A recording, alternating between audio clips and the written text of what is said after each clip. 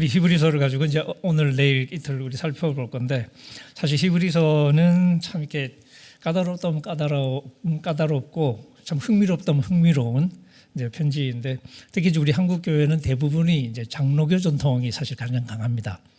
장로교 아닌 교단들도 있긴 한데, 예를 들면 감리교는 사실 이렇게 뭐 알미니안주의 노선에 서 있기 때문에 장로교하고는 꽤 다르거든요. 그래서 히브리서가 굉장히 사실은 편안하게 다가올 수 있는 그런 게 전통인데, 재미있게도 한국에는 다른 교단도 들어오면 다 장로교화 되는 것 같아요.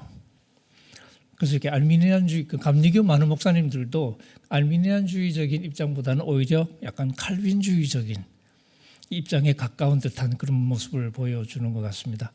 근데 신학적으로는 그런데 또 이제 교회 가보면 딱 교회 또는 강단은 또 다 거의 순복음교회하고 메시지가 비슷해지는, 그래서 전 교단의 장로교화. 그래서 순복음교회도 감리교회도 심지어는 장로님이 계셔요. 원래 있으면 안 되거든, 감리교회는. 근데 이제 감리교회도 장로님이 계시고, 장로 되고 싶어 하시는 교인들이 많으셔가지고 장로가 있어야 되나 봐요. 순복음교회도 장로님들이 많잖아요. 이런 식으로. 그리고 이제 제도는 장로교화되고 이렇게 설교는 순복음화되고, 그래서 알게 모르게 사실상 이렇게 통합이 이루어지고 있는. 지금 저기가 우리 교단, 한국의 교단 중에 백석교단과 순복음이 합친다 뭐 그런 얘기가 지금 있죠. 아주 흥미로운 현상인데, 이제는 그야말로 교단이 이제 큰 의미가 없구나 하는 것을 좀 보여주는 것 같습니다. 사실은 지금 뭐 많은 교인들이 이미 교단이 큰 의미가 없어진 지가 오래됐는데, 목사님들에게는 사실 의미가 있었죠. 왜냐하면 소속이 돼야 되니까. 근데 많은 성도님들은 특히 또 이제 우리 온라인이 활성화되고 유튜브가 또 이렇게 아주 중요한 이 매체가 되면서, 제 주변에 많은 사람들도 주일에 교회 안 갑니다. 유튜브에 안 씁니다. 컴퓨터 켜놓고 유튜브로 예배를 드려요. 그러니까 자기가 좋아하는 목사님 설교를 들으면서. 근데 그 나무라기도 사실 쉽지는 않은 것 같습니다. 그분들의 경험을 들어보거나 하면 충분히 그럴 법한 뭐 그런 이유가 다 있는 것 같은데, 어쨌든 지금 우리 한국 교회가 많은 어려움을 겪고 있고, 그런 과정에서 이제 사실 이렇게 숫자적으로도 이제 급속도로 지금 이렇게 축소되고 있는 상황. 지금 젊은 친구들은 교회를 안 가잖아요. 청년들 교회 안 가는 거 다 아시죠? 청년들 교회 정말 안 가거든요. 그리고 예수 믿는다고 그런 친구들도 사실 실제 교회를 출석하는 친구들은 별로 많지는 않습니다. 그래서 기독교인으로 자처하는 청년들의 대부분은 모태신앙이고요. 중간에 예수 믿는 친구들은 거의 없습니다. 모태신앙이 지금까지 남아서 예수를 아직도 믿고 있는 건데, 그나마 그 중에 절반 정도는 우리가 흔히 말하는 효도신앙이라고 부릅니다. 그러니까 이제 부모님의 영향이 없어지면 안 나올 친구들인 거죠. 그렇게 되면 사실은 지금 우리가 보는 것보다는 훨씬 더 적은 사람들만 남아있다고 말해야 될 텐데, 그러니까 조금만 더 시간이 지나면 우리 한국 교회가 이제 교과서에서 나올 때, 뭐 사회 같은 교과서에 이제 소수 종교의 하나로 이제 분류가 될 가능성이 많습니다. 그러니까 몇 퍼센트 정도의 신도를 가진. 그걸 좀 우리가 생각해 보면 왜 이렇게 됐을까? 그럼 그때 옛날에 소위 60년, 70년, 80년 그러면서 소위 잘 나가던 그때 그게 정말 우리의 진짜 본 모습이었을까? 아니면 허상이었을까? 이런 질문들을 이렇게 많이 하게 되죠. 저도 그런 교회 성장의 그 과정에서 사실 제가 성장해 왔고, 그리고 이제 제가 나이가 들어가는 무렵은 한국교회가 쇠퇴를 이제 소위 이렇게 쇠퇴의 이제 내리막길로 접어들기 시작한 그 무렵, 이제 저도 이제 성장하는 그런 시기, 사실 나이가 들어가는 그런 시기인데, 그러면서 이제 우리 한국교회의 정체성에 대한 심각한 물음을 사실은 이렇게 물을 수밖에 없는 그런 상황이고요. 저도 공부를 끝나고 이제 2003년도에 한국으로 다시 돌아왔는데, 그때부터 이제 뭐 2003년이니까 이제 23년째 좀 한국에서 좀 뭐 학교에서 가르치기도 하고, 또 교회에서 또 이렇게 뭐 설교나 강의를 하기도 하고, 또 이런저런 기회에 이제 많이 말씀을 나누는데, 그 시간만 생각해봐도 처음에 제가 들어와서 이제 제가 이렇게 막 열심히 떠들 때는 반응이 굉장히 격했거든요. 그러니까 참고로 이제 미리 말씀을 드리면, 저는 그렇게 안전한 사람은 아닌 것 같아요.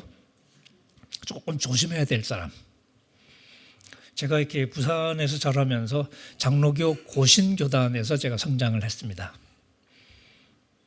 지금 고신교단에는 제가 못 갑니다. 환영받지 못하는 사람이라서. 이제 가장 큰 게 이유는 행위 구원론 가르친다. 이게 이제 가장 큰 비난이고요.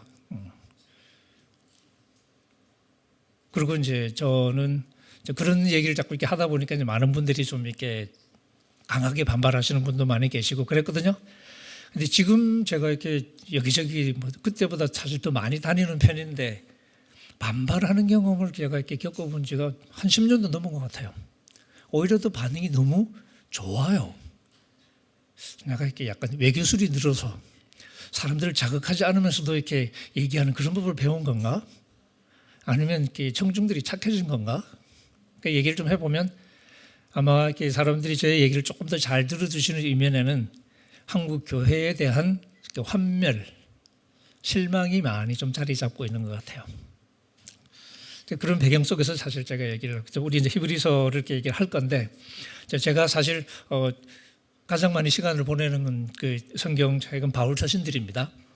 그리고 이제 바울이 우리 많은 오해의 사실은 출발점이 된다고 생각을 해서 사실 바울 서신만 빼고 우리가 성경을 읽으면 아마 조금 더 인생이 간단했을지도 모르겠어요. 왜냐하면 여러분 마태복음 읽어보시면 메시지가 굉장히 선명하지 않습니까? 예수님은 애누리 없거든요. 마태복음 예수님 굉장히 까칠하잖아요. 제가 우리 학생들한테도 복음서가 4개가 있는데 네 복음서에 예수님의 MBTI가 다 다르거든요. 가령 마테마가 누가는 MBTI로 치면 예수님 I 아주 내성적인 그죠? 자기 내세우기 싫어하고 막 그래서 예수님이 이렇게 멋지게 사람 딱 고쳐놓고도 야 절대 말하지 마 남한테도 말하지 마 막 이러고 그러죠. 근데 요한복음은 처음부터 요한복음의 제일 유명한 구절이 이게 I am 나야 나 내가 곧 하고 나가는 구절 많죠. 뭐 빛이다, 생명의 떡이다, 뭐 이렇게 길이요, 진리요, 생명이다, 부활이고 생명이다. 계속 I am. 그건 전형적인 이잖아요, 그죠? 약간 그런 이제 우스갯소리를 제가 하는데 어쨌든 마태복음은 굉장히 예수님이 까칠합니다, 그죠? 국물도 없어요. 1만 달란트 용서 받는 건 참 좋은 일이잖아요, 그죠? 아무 조건 없이. 근데 100데나리온 용서 안 해주면 어떻게 되냐? 다시 잡혀와요.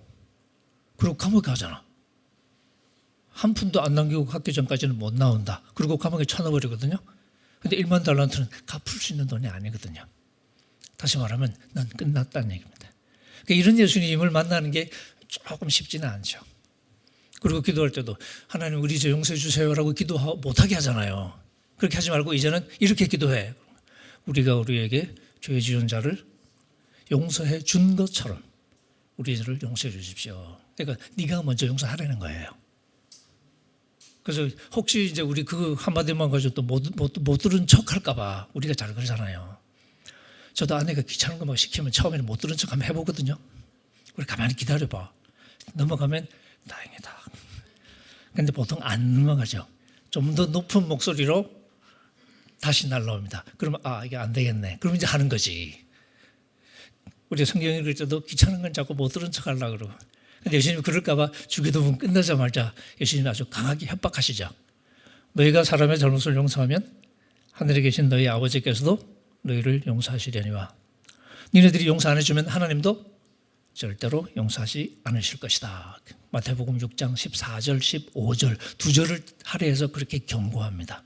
그걸 우리가 못 들은 척할 수는 없잖아요. 그럼 이런 예수는 우리가 어떻게 소화해야 되지? 실제로 이렇게 마태복음을 찬찬히 이렇게 묵상하다가 시험에 드신 권사님이 계시거든요. 내가 아는 예수님이 아닌 것 같다고. 그래서 제가 이렇게 우스갯소리로 그 권사님 예수님이 이때는 로마서 가지고 없어가지고 예수님이 로마서 공부를 못해서 하나님의 은혜를 잘 몰라서 그러신다. 권사님이 얘기를 하시라.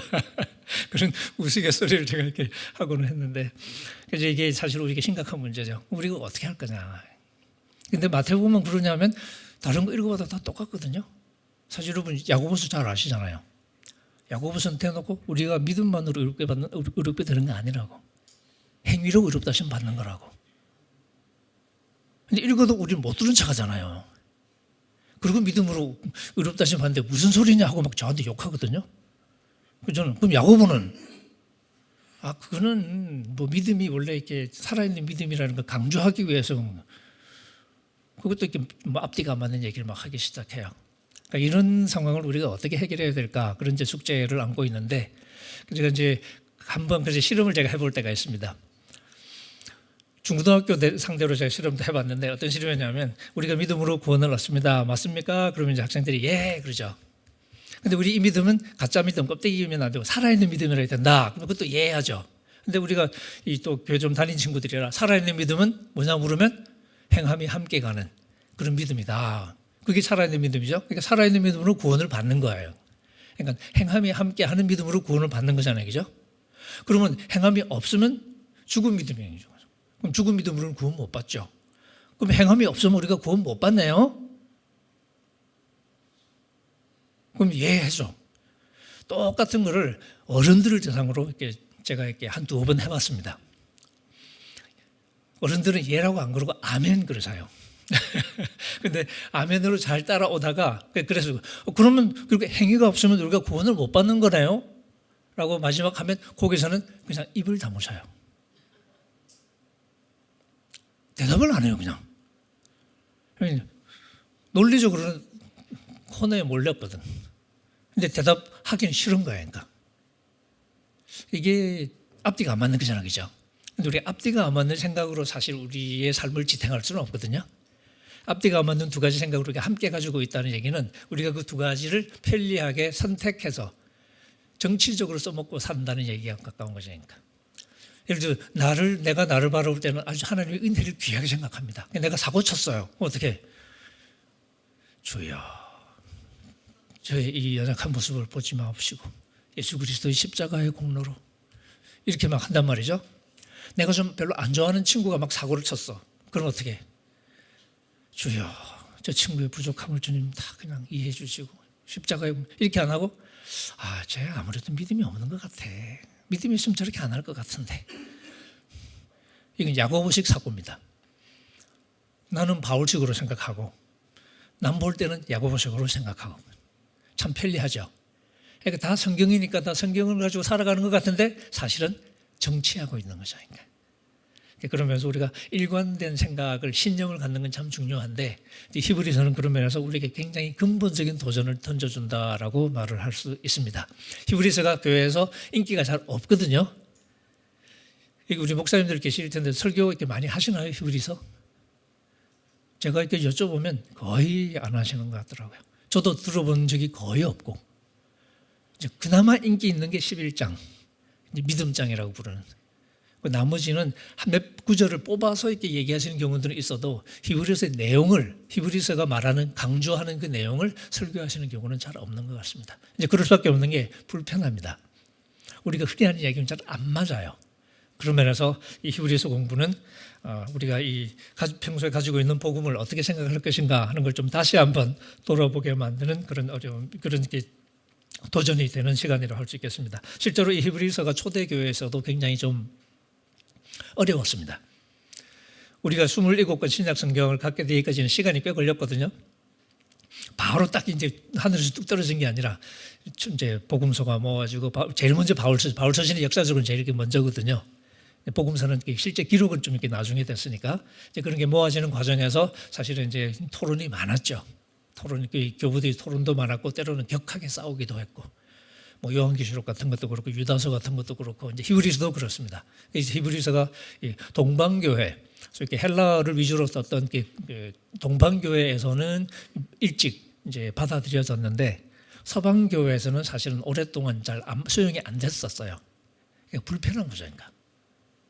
그러니까 이건 아닌 것 같다 이런 생각을 이렇게 했던 사람들이 많죠. 근데 그러다가 이제 시간이 지나면서 이게 많은 분들이 바울의 편지일 거라고 생각을 하게 됐고, 사실은 저자가 없거든요. 이제 바울의 것이라고 생각하게 됐고, 이제 그런 생각이 이제 서방 이제 교부들에게도 이렇게 좀 이렇게 수용이 되면서 이제 서방 교회도 받아들이게 되고, 결국에는 우리 정경 27권 속에 이제 포함이 되게 됐는데, 그건 이제 바울의 편지인 것 같다는 생각이 이제 한 몫을 이렇게 많이 했습니다. 그래서 실제 성경 사본에도 보면 바울 서신의 일부인 것처럼 그렇게 배치가 되어 있는 경우도 많고요. 지금 우리 성경도 보시면 바울 서신 제일 끝에 히브리서가 나오죠. 그래서 우리는 일반 서신의 제일 첫 편지로 사실 이제 간주를 하는데 이제 뭐 그런 것들을 고려해서 사실 그런 거죠. 근데 바울 서신이라고 생각한 건지 우리가 히브리서를 이제 공부합니다. 히브리서는 히브리인들에게 보내는 편지라는 말을 줄인 거거든요. 근데 여러분 성경 보시면 바울 서신이 있고 그다음에 일반 서신이 있는데 일반 서신 그 차이가 뭐냐면 장명 방법이 다르죠. 일반 서신은 저자가 이름입니다. 그래서 우리 야고보서 그러면 야고보가 쓴 편지예요. 그리고 베드로 전서 후서 마찬가지죠. 유다서도 마찬가지죠. 그런 식으로 이제 그중에 히브리서가 있는데 요거 이제 바울 서신 같은 경우는 바울 서신이 13개가 있거든요. 근데 그건 우리가 바울 1, 2, 3, 4, 1, 바울 13서 이럴 수는 없으니까 독자들을 가지고 이름을 붙입니다. 그래서 로마서 그러면 로마 사람들에게 로마인들에게 보내는 바울의 편지. 그래서 영어로 로먼스 그러죠. 로먼스가 로마 사람들이라는 뜻이잖아요. 그래서 로마서, 그다음에 고린도도 마찬가지죠. 고린도 전서, 후서, 그다음에 갈라디아서, 에베소서, 빌립보서, 골로새서 다 받는 사람을 이름으로 했고요. 그다음에 데살로니가 전서, 후서 마찬가지고, 그러고 나면 이제 우리가 흔히 목회 서신이라고 부르는 편지가 이렇게 나오죠. 디모데 전서, 디모데 후서, 역시 디모데가 수신자입니다. 그리고 이제 목회 서신들은 소위 바울이 후배 목회자에게 이제 편지를, 그러니까 멘토가 멘티에게 이제 쓰는 편지가 되는 셈이죠. 그리고 디도서도 마찬가지고. 빌레몬서는 이제 목회 서신은 아니긴 한데 어쨌든 같이 그냥 묶어서 가고 있는데, 이처럼 바울 서신은 다 이제 받는 사람이 이름인데 이 히브리서도 받는 사람이 이름입니다. 그러니까 히브리인들에게 보내는 편지라는 거죠. 그러니까 여기 뭐냐면 처음에는 바울 서신이라고 생각했기 때문에 이제 이런 이름이 붙은 거예요. 물론 뭐 지금 바울 서신이라고 생각하는 사람은 아마 아무도 없을걸요. 제가 세상에 모든 사람 만나본 건 아니지만, 예. 근데 실제로 바울 서신이 이게 어렵게 만드는 핵심적인 좀 이렇게 데이터들이 몇 가지가 있습니다. 그래서 바울은 아닌 게 확실하고, 그럼 누가 썼을까? 뭐 그런 질문하는데 물론 답은 없습니다. 누가 썼는지는 전혀 알 수 없는 그런 편지인데, 어쨌든 이제 이런 히브리서가 이제 그만큼 받아들여질 때부터 조금 쉽지가 않았던, 그만큼 우리를 불편하게 한다는 거죠. 근데 불편한 것들을 읽을 때 우리가 어떻게 이렇게 행동하는지가 사실은 우리를 보여주는데 굉장히 이제 중요한, 어떻게 보면 이렇게 하나의 흔적이라고 그럴까요? 어떤 사람이 자기에게 불편한 이야기를 어떻게 받아들이는지, 그죠? 어떤 사람은 바로 빨끈하는 사람이 있습니다. 아주 디펜시브한 성향이 강한 사람들. 그런 사람들이 원래 좀 약한 사람들이 많아요. 자기 정체성에 자신이 없거나 그러면 방어를 강하게 돼, 국방비를 엄청 써야 되거든요. 자기가 약하면. 그러니까 이제 바로 빨끈하게 나는 거죠. 근데 이제 사실 자기가 튼튼한 사람은 웬만큼 욕해도 그냥 별로 그냥 흔들리지 않습니다. 네, 그런데 우리가 우리에게 안 맞는 듯한 이야기를 우리가 어떻게 수용하느냐 하는 게 사실 우리의 신앙적인 건강하고 굉장히 관계가 되는 건데, 이 히브리서의 내용 중에 이제 사실 조금 더 우리 볼 건데요. 우리를 불편하게 하는 것들, 그런 것들을 우리가 받아들일 때 이제 우리가 기존에 가지고 있던 머릿속에 이제 있던 복음의 소위 패러다임이 있겠죠. 그거하고 안 맞을 때 우리가 그걸 어떻게 할까? 뭐 그런 고민도 이제 오늘 우리 조금 한번 좀 해봤으면 좋겠습니다. 오늘은 조금 일단 서론적인 이야기, 제가 이렇게 이 유인물 앞부분에 보시면 일단 뭐 히브리서 상황, 그다음에 주술 목적 얘기를 좀 썼는데, 저자 미상이라는 것은 뭐 여러분도 아시는 거고요. 근데 이게 장르가 보면 편지, 우리 히브리서 그랬죠. 신약성에서 서자가 붙은 건 편지를 말하거든요. 물론 글 서자를 썼는데 이게 이제 서신을 줄여서 그냥 서라고 그런 겁니다. 그러니까 신약성경에 서라고 붙은 거는 이제 그냥 편지이고요. 그러니까 요한계시록 앞에까지는, 그러니까 이 사도행전이 끝나고 로마서부터 이제 유다서, 요한 1, 2, 3서 여기까지 유다서까지는 다 이제 편지인 거죠. 근데 이제 편지인데 원래 그 당시 편지는, 우리나라 말 편지는 이제 받는 사람 이름을 쓰고 시작하죠. 사랑하는 그대에게, 이런 식으로, 예, 그죠? 그게 우리나라식 편지의 이제 전형적인 양식입니다. 근데 그 당시 고대 이제 헬라 편지의 가장 기본적인 양식은 받는 사람이 자기 이름을 제일 먼저 밝히는 겁니다. 그래서 바울 서신의, 모든 바울 서신의 제일 첫 글자는 바울로스, 바울 자기 이름이에요. 바울이, 그리고 그 다음에 누구누구에게, 그리고 안녕하세요 하고 가는 데고, 안녕하세요는 우리 바울 서신 보면 은혜와 평강이 너희에게 있을지어다 이렇게 가죠. 은혜와 평강. 그러니까 영어로 하면 grace to you and peace, 이런 식입니다. 형태가. 은혜가 여러분들에게 그리고 평화도. 그래놓고 우리 주 예수 그리스도와 하나님 우리 아버지로부터 하는 게 이제 뒤에 붙어 나오는 거죠. 이런 전형적인 양식이니까 제일 먼저 바울이 하고 나오거든요. 근데 히브리서는 편지인 것 같기는 한데 시작하는 걸 보면 편지가 아니거든요. 약간 요한계시록도 좀 그렇죠. 요한계시록도 보면 편지 형태인데 편지가 아닌. 근데 우리 히브리서 제일 끝으로 가보시면 우리 한번 가볼까요? 13장으로 되어 있는데 13장 이제 끝에 보시면 13장 제일 끝에 24절에 보시면 이제 문안 인사하는 대목 있죠. 편지 이제 쭉 쓰면서 누가 안부 전해달래. 뭐 이런 식이에요.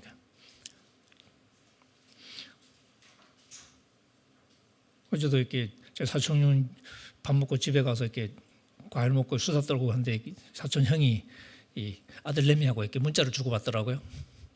그러면서 이렇게 나한테 저를 쳐다보면서 너한테 안부 전해달란다. 편지가 그런 거죠. 쓰면서 편지를 쓰는 저자 옆에 있는 누군가가 안부 전해주세요. 그거 전해줘. 누가 안부 전해달래. 그리고 또 이제 편지 받는 사람 이제 사람들 생각하면서 누구한테 좀 인사 좀 안부 좀 전해줘. 이런 내용이 이제 편지 끝에 많이 나옵니다. 그리고 제일 25절을 보면 은혜가 너희 모든 사람에게 있을지어다. 이거 바울 서신이 끝날 때 이렇게 끝나거든요. 시작할 때는 은혜와 평화가 그러는데 끝날 때는 되게 또 은혜만 쓸 때가 대부분이에요. 은혜가 여러분들에게 그렇구나. 그러니까 이 편지는 맞거든요. 근데 그러면 제일 처음에 바울이 하고 가야 되는데 하고 다른 저자가 뭐 아볼로가 하든지 뭐 아니면 뭐 브리스길라가 하든지 이렇게 가야 되는데 그냥 바로 설교 시작합니다. 설교도 서론도 없어 그냥 본론부터 시작하는 설교 같아. 그러니까 이게 장르가 좀 섞인 거죠. 그래서 이름이 없습니다. 이건 저자 미상. 그래서 이제 결국 우리가 추측할 수밖에 없는데 추측을 많이 해봐도 저자가 누군지는 사실은 알 수는 없고, 근데 많은 사람은 이제 초대교회 때 이렇게 한동안 오랫동안 바울의 서신이라고 생각해 왔고, 그래서 제가 어릴 때도 이렇게 그런 생각 그렇게 저도 들은 적이 있었던 것 같아요. 그래서 이 성경 퀴즈대회 지금도 그런 거 잘 하나요? 주일학교 때 성경 퀴즈대회 이런 거 많이 하나요? 저희 어릴 때는 그때 엄청 많이 했던 것 같은데. 그래서 이렇게 뭐 성경 권수 외우고 막 그러잖아요. 그럼 구약은 39권, 그럼 신약은 39, 27. 예. 그 중에 또 바울 서신이 있잖아요. 27? 27 하면 얼마예요? 14. 예. 히브리서 포함하면 14개거든요. 뭐 이런 식으로 뭐 그렇게 막 외우고 그랬던 기억이 나는데, 어쨌든 이 저자는 우리가 알 수 없지만 사실은 이게 그리고 이제 저자를 모를 뿐만 아니라 사실 독자도 우리가 모르는데 요거 이제 우리가 이제 조금 있다가 이제 상황을 얘기 좀 하겠습니다. 이게 이제 정황이라는 게 저자는 알 수 없는데 독자에 대한 이야기는 우리가 본문 읽으면서 상황이 나오니까 상황을 추측해 볼 수 있거든요.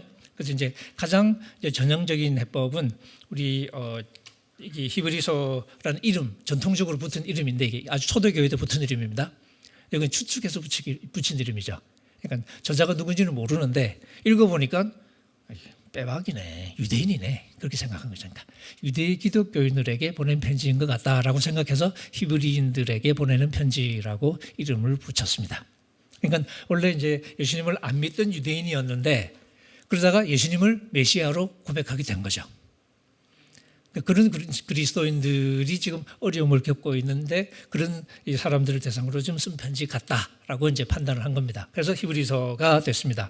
그래서 제가 이렇게 이쪽에 쓴 것처럼 가장 많이 이제 학자들에게 널리 퍼진 생각이 옛 언약으로 돌아가려는 그런 유혹에 빠진 그런 유대 신자들을 향해서 보낸 편지인 것 같다.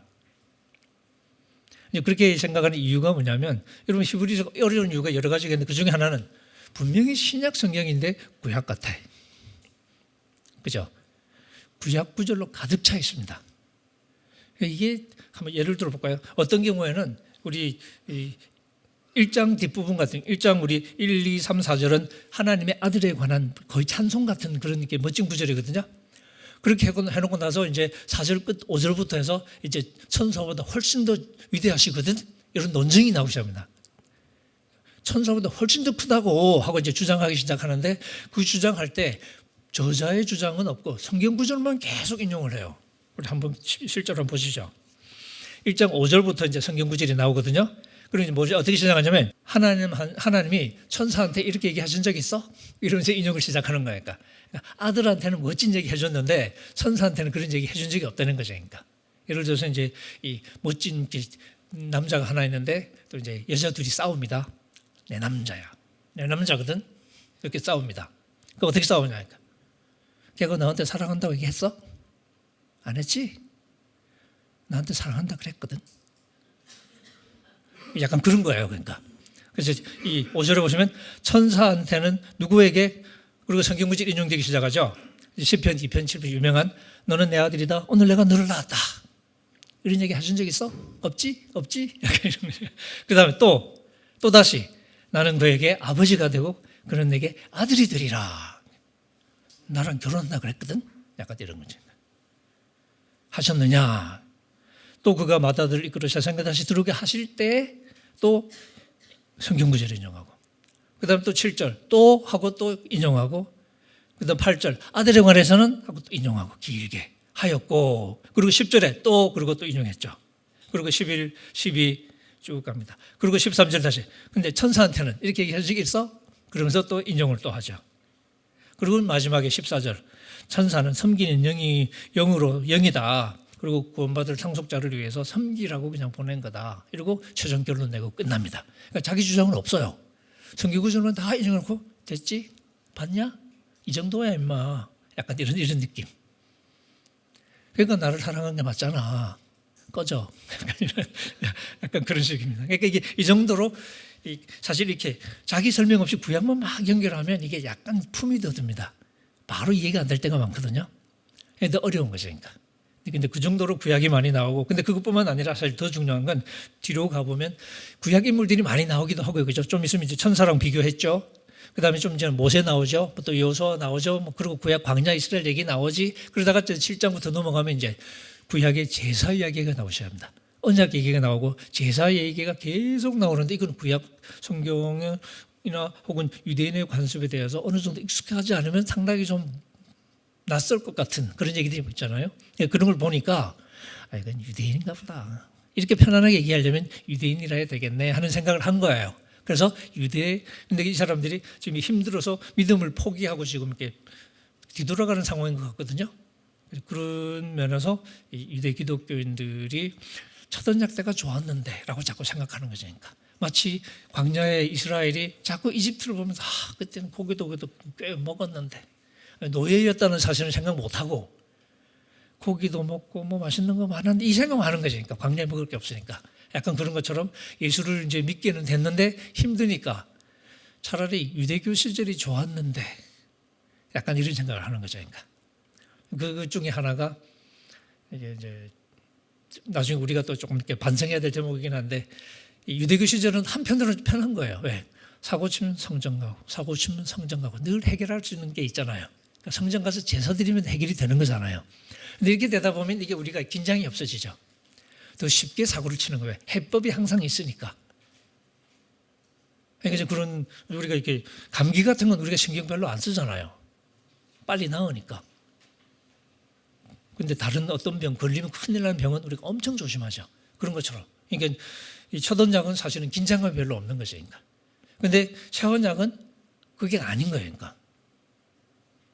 오히려 더 긴장감이 넘치는 거예요. 그러니까.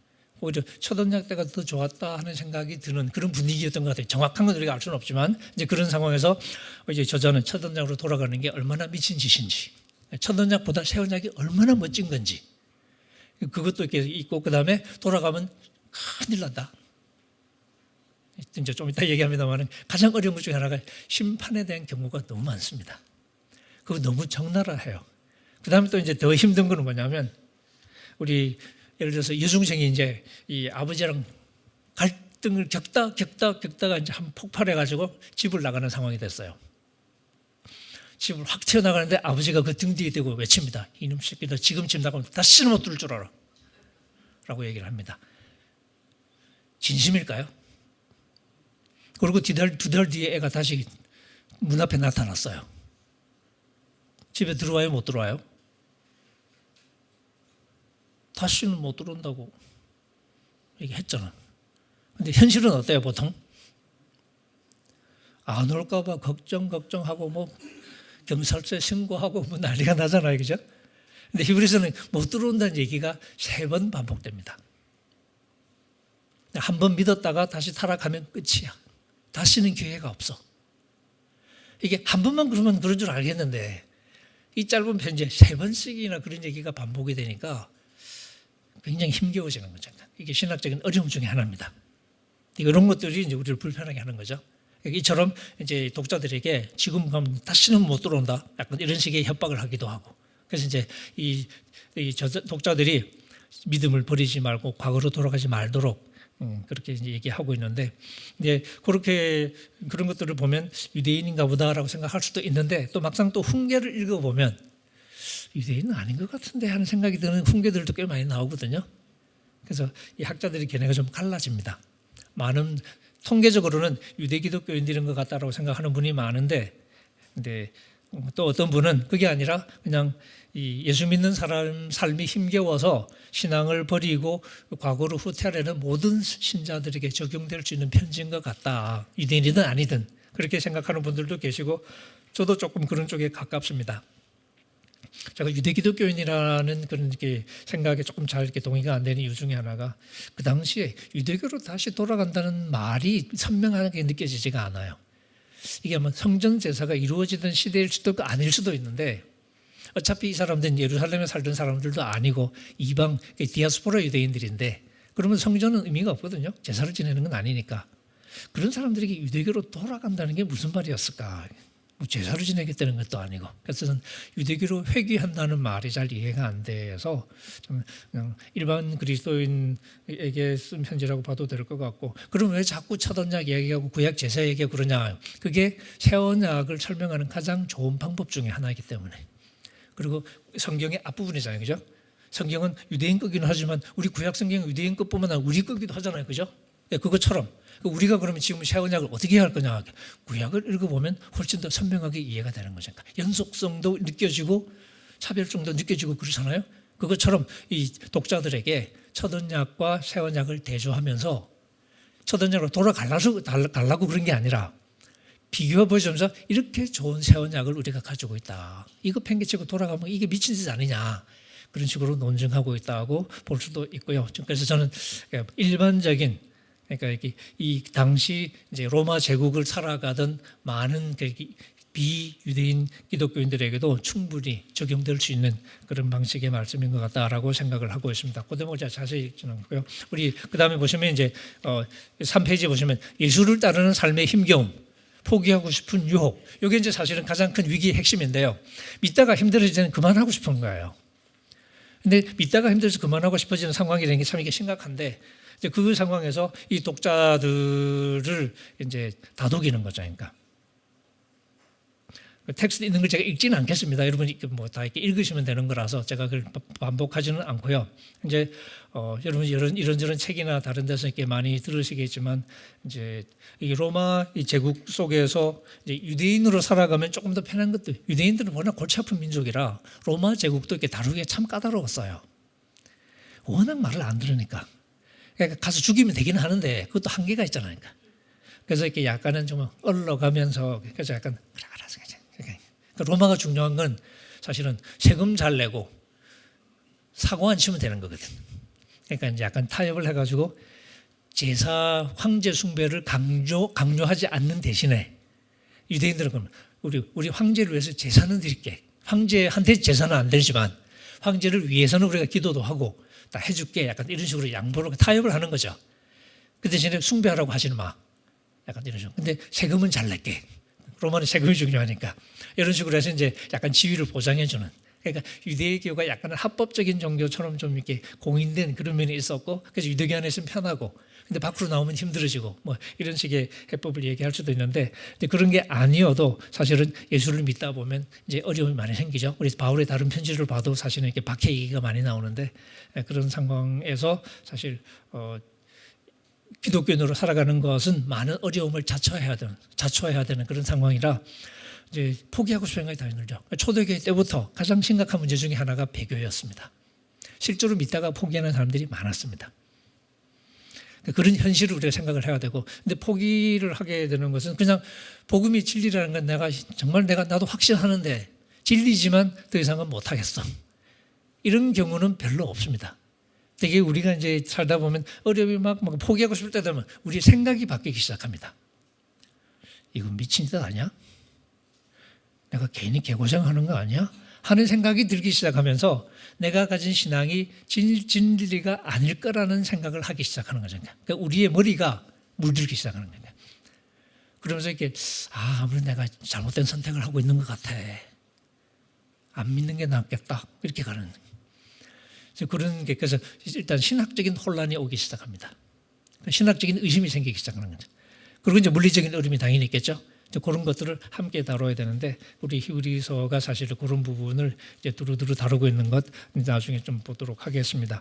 그 뒤에 나오는 얘기는 좀 읽으시고요. 우리 제가 4페이지에 이제 10장을 인용을 해놨는데 어려운 걸 이렇게 묘사하는 구절 그 부분만 일단 보시면 여러분은 빛을 받은 뒤에 고난의 싸움을 많이 견뎌낸 그 처음 시절을 되새기십시오. 처음에 신앙이 참 좋았거든요. 그러다가 이제 시간이 지나면서 힘드니까 이제 포기하려고 하는 게 유혹이 생기는 거죠. 여러분은 때로는 모욕과 환난을 당하고 구경거리가 되기도 하고, 구경거리가 된다는 건 사실 제가 어릴 때 동네 우사 이런 표현을 해요. 동네 우사한다 이런 표현 참 많이 들었던 것 같은데, 이 사람이 살면서 특히 고대 사회일수록 인간의 삶을 통제하는 가장 중요한 수단이 명예, 수치의 코드입니다. 우리가 아픈 것도 아프지만 이렇게 우리가 또 쪽팔리면 안 되잖아. 제가 이렇게 고등학교 때 기억나는 장면이 이제 버스를 타고 가다가 이제 학교 가까이 가는 이제 정류소에서 버스가 섰고 이제 그 당시에 이렇게 아가씨였던 것 같은데 이게 힐을 신고 아마 출근하는 길이었겠죠. 이제 그 당시에는 이제 소위 이제 저한테 눈앞을 대는 아가씨였던 거죠. 아가씨가 이제 내리다가 버스 이 계단에 발이 걸려가지고 힐이 걸려가지고 그 길바닥으로 엎어졌어요. 그래서 무릎이 까지고 피가 나는 걸 봤는데 바로 챙겨서 도망가더라고. 아픈 것보다 창피한 게 그렇죠. 사실 이런 사회적인 치욕 이게 사실은 가장 큰 지금도 우리 인도 같은 데도 그렇고 이렇게 소위 명예살인 그런 거 있죠. 참 이게 슬픈 얘기인데 딸이 강간을 당했는데 딸을 죽여버려요. 그럼 강간한 놈을 죽여야 되잖아. 딸은 아무 잘못이 없잖아요. 근데 집안에 수치를 끼쳤다고 딸을 죽여요. 이게 물론 남성 중심 문화의 아주 이렇게 극단적인 형태이긴 한데 그만 소위 명예가 중요하다는 거죠. 그런데 우리 조선시대도 그런 게 좀 이렇게 있었고요. 이런 게 뭐냐면 그만큼 우리 명예를 중요시하는 고대 사회가 많이 그랬습니다. 지금보다 훨씬 더. 그래서 구경거리가 된다는 게 우리 나중에 보겠지만 십자가 같은 경우 우리 신약성경에 십자가의 육체적인 고통 얘기는 별로 안 나옵니다. 대신에 십자가의 부끄러움, 십자가의 모욕 이런 표현들은 나오거든요. 그러니까 이게 십자가형이라는 게 가장 고통스러워서가 아니라 가장 부끄러운 형태의 형벌. 이어서 이제 그래서 이런 구경거리가 되고 그다음에 그런 처지에 놓인 사람은 이제 친구가 되기도 하고 이게 어려웠던 거죠. 여러분은 감옥에 갇힌 사람들과 고통을 함께 나누고 또 자기 소유를 또 이렇게 뺏기는 일이 있어도 이게 공식적인 압수였을 수도 있고요, 아닐 수도 있는데 어쨌든 재산도 뺏기기도 하고 하지만 그보다 더 좋고 더 영구한 재산이 있다는 것을 알고서 이제 이 미래적인 힘, 미래에 대한 소망 이게 히브리서를 이해할 때도 가장 중요한 열쇠 중에 하나입니다. 그것도 제가 나중에 다시 또 말씀을 드리겠습니다. 그래서 그걸 알기 때문에 지금 그런 일을 기쁘게 당했다. 그렇게 처음에 사실 잘 견뎌내던 때를 자꾸 상기시키는 거예요. 여러분 그때는 잘했잖아. 지금 왜 그래? 약간 이러는 거죠. 여러분 이렇게 연애하는 친구들이 싸울 때 여자가 남자에게 가슴 팍팍 치면서 하는 소리 중에 하나가 나만 사랑한다며. 그때 그랬잖아. 이러면서 막 이제 막 그러죠. 근데 지금은 안 그런 거지. 약간 그러니까 이게 설득할 때 우리가 보통 사용하는 가장 중요한 전략이 처음에 잘 나갔던, 처음에 좋았던 그 시절을 자꾸 상기시키는 겁니다. 근데 되게 그런 얘기 할 때는 약간 이미 늦을 때가 많죠.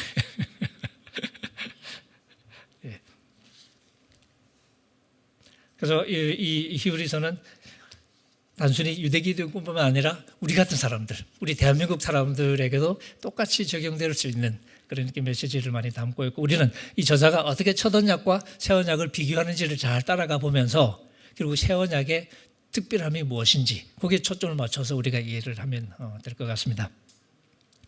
이제 그 다음에 제가 이렇게 드릴 말씀이 두 번째 세 가지 전략. 이건 조금 제가 이제 본문으로 조금 우리가 이제 좀 살펴보는 얘기가 될 건데, 제가 한 세 개로 갈라봤는데요. 첫 번째 신학적인 논증. 이게 어려움에 처한 사람을 이렇게 이제 다시 이제 회복하려고 할 때 가장 중요한 게 일단 설득을 해야 됩니다.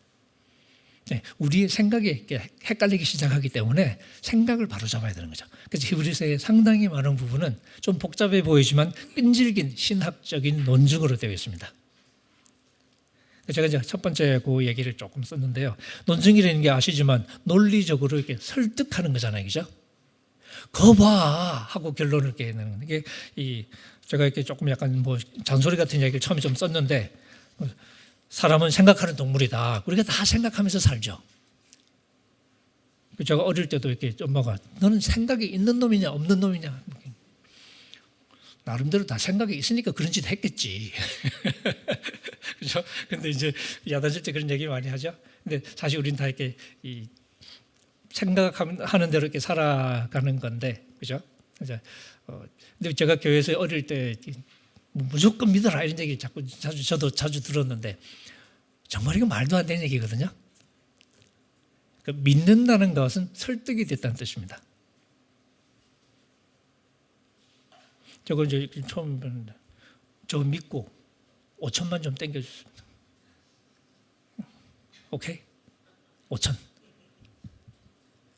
아니, 그냥 일단 믿으세요. 그러면 아멘 하고 빌려줘요? 미쳤어? 근데 이제 한 10년쯤 사귀었다고 쳐봐요. 이제 다 알아. 정말 믿음을 사람이라고 이렇게 생각한다. 그러면 급하게 좀 땡겨줘봐. 그러면 어떡해? 그럼 주겠죠. 네, 겪어봤으니까. 설득이 된 거예요. 이걸 우리가 믿는다라고 표현하는 겁니다. 그러니까 믿는다는 말은 사실은 설득을 당했다는 뜻입니다. 우리 바울 서신이나 성신학에 보면 가끔 내가 확신하노니 이런 식의 표현이 있죠. 그 표현을 문자적으로 풀면 내가 설득당했다라는 뜻입니다. 했다는 거죠. 이게 믿음인 거죠. 그러니까 무조건 믿을 수는 없는 것인가. 해야 이거 믿는 건데, 그러니까 무조건 믿으라는 얘기는 믿는 척하라는 얘기입니다. 그게 말이 안 되잖아요, 그죠?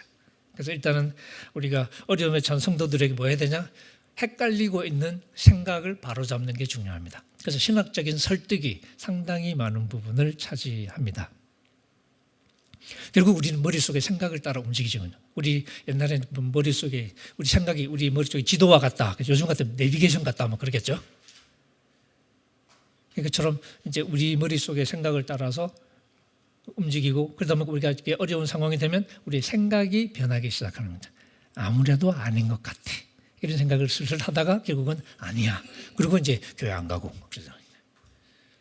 그래서 그런 과정에서 일단은 생각을 바꾸는 작업, 이게 히브리서의 사실, 그러니까 이게 또 차라리 돌아가는 게 낫겠다 하는 생각을 하는 사람들에게, 그러면 그게 얼마나 멍청한 선택인지를 이렇게 하나하나 보여주는 거죠. 그거 우리 나중에 이제 읽으면서 다시 보도록 하겠습니다. 그 중에 가장 중요한 게 뭐냐면, 지금 그리스도를 믿다가 그리스도를 포기하려는 거거든요. 그리스도가 얼마나 뛰어난 분인지를 자꾸 보여주는 거예요. 천사보다 뛰어나지, 모세보다 탁월하지, 여호수아보다 위대하지, 뭐 이런 식으로. 그리고 이제 첫 언약에는 구약의 우리 예수님을 대제사장으로 묘사하는데 구약의 제사장하고는 비교가 안 돼. 뭐 이런 식으로 계속 비교가 이루어지거든요. 그러니까 아반떼하고 그랜저가 있는데 둘 중에 하나 가지래요. 뭐 하실래요? 그랜저 하겠지. 약간 이런 식의 병이에요. 그러니까 이 차이가 뚜렷이 드러나면 훨씬 더 좋은 차를 놓고 나쁜 걸 하지는 않겠죠. 그때 첫 언약과 새 언약을 비교할 때도 이만큼 더 멋있는, 더 좋은 언약을 우리가 가지고 있다 하는 걸 자꾸 보여줍니다. 그래서 히브리서 읽으실 때 자주 만나는 표현 중에 하나가 비교급입니다. 더 낫다, 더 좋다, 이런 비교급이 자주 나오는데 이게 히브리서의 전략입니다. 그러니까 비교가 가장 기본적인 설득의 이제 전략이고요. 특별히 이제 히브리서는 첫 언약과 새 언약을 비교하는, 제일 처음에는 우리 아까 봤지만 천사와 비교하죠. 이 천사는 2장에 가면 나오지만 이 유대인들의 의식 속에 천사가 여러 가지가 되지만 천사의 한 가지 기능은 율법을 중재한 존재가 천사입니다. 그래서 유대인들은 물론 모세를 통해 줬지만 근본적으로는 천사의 중재를 통해서 율법을 주셨다고 생각했거든요. 우리 신약성경에도 보시면 바울의 그 갈라디아서에서도 천사를 통해서 율법을 주셨다는 표현이 나오죠. 3장에. 그리고 이 사도행전 7장에 보면 스데반이 산헤드린 앞에서 길게 자기 변호하는, 우리가 스데반의 설교라고 많이 그러는데 사실 설교는 아니죠. 자기 변호문이니까 사도행전에서 제일 긴 연설이에요. 그 얘기는 그만큼 중요하다는 얘기인데 거기도 보면 천사가 전해준 율법이라는 표현이 나옵니다. 그런 천사보다 더 큰 거예요. 그러니까 예수님이. 그러니까 초던약의 율법의 말씀보다 예수님을 통해 해주신 말씀이 훨씬 더 크다는 얘기죠. 이런 식의 이야기. 이런 비교급을 주의해서 읽으시면 히브리서의 핵심 논증은 사실은 파악을 할 수 있습니다. 한마디로 더 좋다. 그럼 우리는 뭐가 더 좋은데? 이걸 이해하는 게 이제 숙제가 되겠죠. 나중에 우리 아마 그 대목은 내일 조금 더 우리가 자세하게 보도록 하겠습니다. 제가 조금 몇 가지 쭉 썼죠. 천사보다 낫다, 모세보다 낫다 쭉 갔는데 그거를 제가 여기서 일일이 반복하지는 않겠습니다. 그리고 6페이지 끝에 보면 구약의 대제사장보다 더 위대하다, 뭐 이런 이야기. 이런 식으로 이제 더 낫다. 근데 이 아반떼를 타다가 그랜저를 이렇게 타게 됐단 말이에요. 요즘은 아반떼도 차가 되게 커졌대요. 제가 타던 아반떼가 아닌 것 같더라고. 그래서 제가 운전 실력이 별로 안 좋아가지고 제가 이렇게 지금 차는 차가 K5인데요. 미국에 있을 때 사가지고 미국에서 사가지고 1년 타다가 그냥 팔기가 그래서 그냥 들고 들어와서 지금까지 타고 있는데 지금 9년째 지금 타고 있는데. 아반떼보다 제가 처음 아반떼 탈 때보다 차가 훨씬 크더라고요. 그래서 차 이렇게 앞뒤 모퉁이가 다 난리가 났습니다. 여기 쳐박고 저기 쳐박고 그래요. 좀 편하게 또 잘 쳐박아요. 주차장 들어갈 때도 한번 이렇게 긁어주고 막 그러니까 불편하더라고.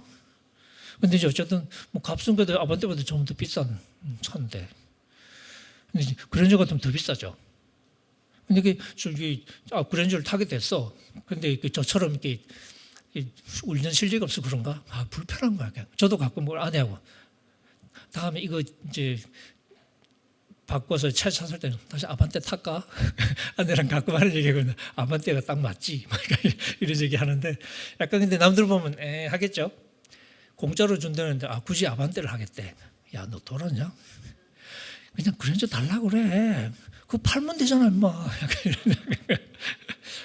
이제 약간 그런 것처럼 좋은 걸 두고 자꾸 나쁜 걸 선택하려고 해서 얼마나 어리석어요. 그러니까 저자가 볼 때는 독자들이 약간 그런 어리석은 선택을 하고 있는 거니까 그런 설득을 계속하고 있습니다. 그 다음에 또 하나, 아까 말한 것처럼 협박을 합니다. 너 지금 집 나가면 다시는 못 들어온다. 약간 이런 얘기는 사실은 진짜 못 들어온다는 사실을 알려주기 위해서가 아니라 나가지 말라는 소리죠. 그런 것처럼 집요하게 심판의 경고가 꽤 많이 나옵니다. 이게 히브리서가 이제 우리를 어렵게 하는 대목 중에 하나인데요. 이게 잘못된 선택을 하면 그냥 약간 손해보는 정도가 아니라 인생이 망하는 거예요. 이제 심판의 경고죠. 제가 그 2장을 예를 들었죠. 이제 이 심판의 경고를 이제 할 때 어떤 식으로 하냐면 그냥 이런 잘못된 선택하면 너 큰일 난다. 그러고 끝내는 게 아니라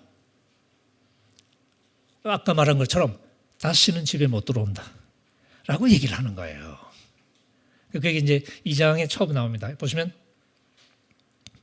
2장은 이제 일단 그건 안 나오는데 일단 어떤 식으로 경고를 하냐면 여기 조금 신학적으로 어려움을 느끼시는 분이 계시는데 일단 읽어볼게요. 2장 1절에서 4절 제가 인용한 부분. 그러므로 우리는 들은 바를 더욱 굳세게 간직하여 잘못된 길로 빠져드는 길이 없어야 하겠습니다. 천사들을 통하여 하신 말씀, 여기 율법이에요. 그러니까 율법도 효력이 있었죠. 왜? 하나님의 율법이니까. 그래서 모든 범행과 불순종하는 행위가 공정한 갚음을 받았죠. 사고치면 국물도 없었어요. 하물며 그렇다면 우리가 이렇게 소중한 귀중한 구원을 소홀히 한다면 소홀히 하고서야 어떻게 그 갚음을 피할 수 있겠냐 하는 거죠. 근데 얼마나 소중한 거냐? 이거는 천사를 통해서가 아니라 주님을 통해서 주께서 처음에 말씀하신 거예요. 그리고 그걸 들은 사람들이 우리에게 확증해 준 거예요. 그리고 사실 하나님 자신이, 하나님께서 직접 표징과 기이한 일과 여러 가지 기적을 보이시고 또 자기 뜻을 따라서 성령의 선물을 나눠주심으로써 하나님이 함께 증언해 주신 거니까 이거 진짜거든. 그러고 이렇게 소중한 말씀을 소홀히 여기면 우리가 어떤 심판을 받을까요? 율법을 어겨도 그런 심판을 받았는데 이렇게도 소중한 구원을 우리가 소홀히 여기면 이게 히브리서가 어려운 이유 중에 하나입니다. 특히 이제 우리 기독교인들 제가 이렇게 그냥 가볍게 대화를 하다 보면 구약 시기의 어떤 논리는 너 해, 지켜, 못해요. 그러면 어떻게? 죽어. 신약은 해, 못해요. 십자가만 바라봐. 그러니까 십자가가 약간 우리의 불순종을 해결하는 방법인 거죠. 피해 나갈 길을 주는 것 같은. 되게 많이 그렇게 생각하거든요. 근데 히브리서는 그게 아니고 새 언약이 좋다는 거는 십자가만 바라보니까 이제 해결할 길이 생겼다 이게 아니고 심판이 더 커지는 거니까. 첫 언약의 말씀 어겼을 때 심판이 그게 첫 언약이 약속하는 구원에 해당하는 만큼의 심판이 있겠죠. 새 언약은 훨씬 더 큰 구원을 얘기하는 거잖아요. 그죠? 그걸 무시하면 그만큼 더 큰 처벌을 받을 수밖에 없다는 거니까. 심판도 더 커집니다. 이게 이제 어려운 거죠. 그러니까 새 언약이 좋은 거는 십자가를 통해서 처벌을 피할 길을 내주신다는 게 있는 게 아니라 오히려 새 언약은 우리 이제 나중에 이제 9장 10장 가면 나오는데 첫 언약은 일종의 모형과 같아요. 새 언약이 실체야. 모형에서 장난칠 때의 그게 이 결과하고 실제를 가지고 사고 쳤을 때 생기는 그 결과하고 어떤 게 더 그럴 것 같아요? 장난감 자동차 가지고 놀다가 사고 났을 때 하고 실제 진짜 차 몰고 고속도로 나갔다가 사고 났을 때 하고 어떤 게 더 여파가 크죠? 그게 히브리서의 논리예요. 이게 보통 우리가 흔히 하나님의 인혜를 생각하는 방식하고는 안 맞거든요. 그래서 불편한 거예요. 그 얘기를 우리 나중에 또 다시 바울 이야기하고 좀 연결해서 다시 좀 생각을 해보도록 하겠습니다. 어쨌든 히브리서를 읽을 때 가장 우리가 강력하게 마주치는 게 바로 심판에 대한 근거입니다. 그리고 이제 이 말씀드린 것처럼 첫 언약과 새 언약을 비교하면서 모형이 실체가 되는 것, 그림자가 실체가 되는 만큼 심판도 그만큼 더 증폭될 수 없다고 강력하게 경고하는 것. 이런 걸 일단 우리가 좀 듣게 되고 그 다음에 이제 또 하나 전략이 아까 말한 것처럼 다시는 못 돌아온다. 한번 너가 이제 못 들어와. 그게 이제 6장에 처음 나오는데요. 이것도 이제 사실 히브리서에서 가장 골치 아픈 구절로 보통 우리가 생각하는 구절이죠.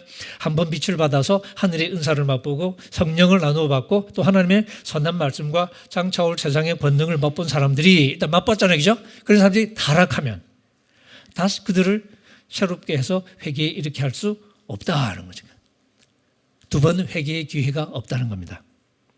그런 사람은 어떤 사람이냐면 하나님의 아들을 다시 십자가에 못 박는 것 같다는 거죠. 그리고 욕되게 하는 거죠. 그리고 이제 이사야에 나오는 이미지를 활용해 가지고 땅이 이사야 55장에 나오죠. 땅이 자주 내리는 비를 흡수하죠. 그러면 어떻게 해요? 농사 짓는 사람에게 유익한 농작물을 내겠죠? 그게 당연한 거잖아요. 그죠? 그러면 그 땅은 하나님께로 복을 받는 것이니까. 그러나 가시덤불과 엉겅퀴를 내면 그런 건 쓸모없는 땅이잖아요. 그럼 저주를 받는 것이. 그러면 불살라 버리겠죠? 그러니까 하나님이 우리에게 어떤 새 언약의 은총을 주실 때 소위 은혜의 비를 우리가 맞잖아요. 그죠? 그럼 거기에 맞는 채소도 내고 곡식도 내고 해야 될 거 아니야.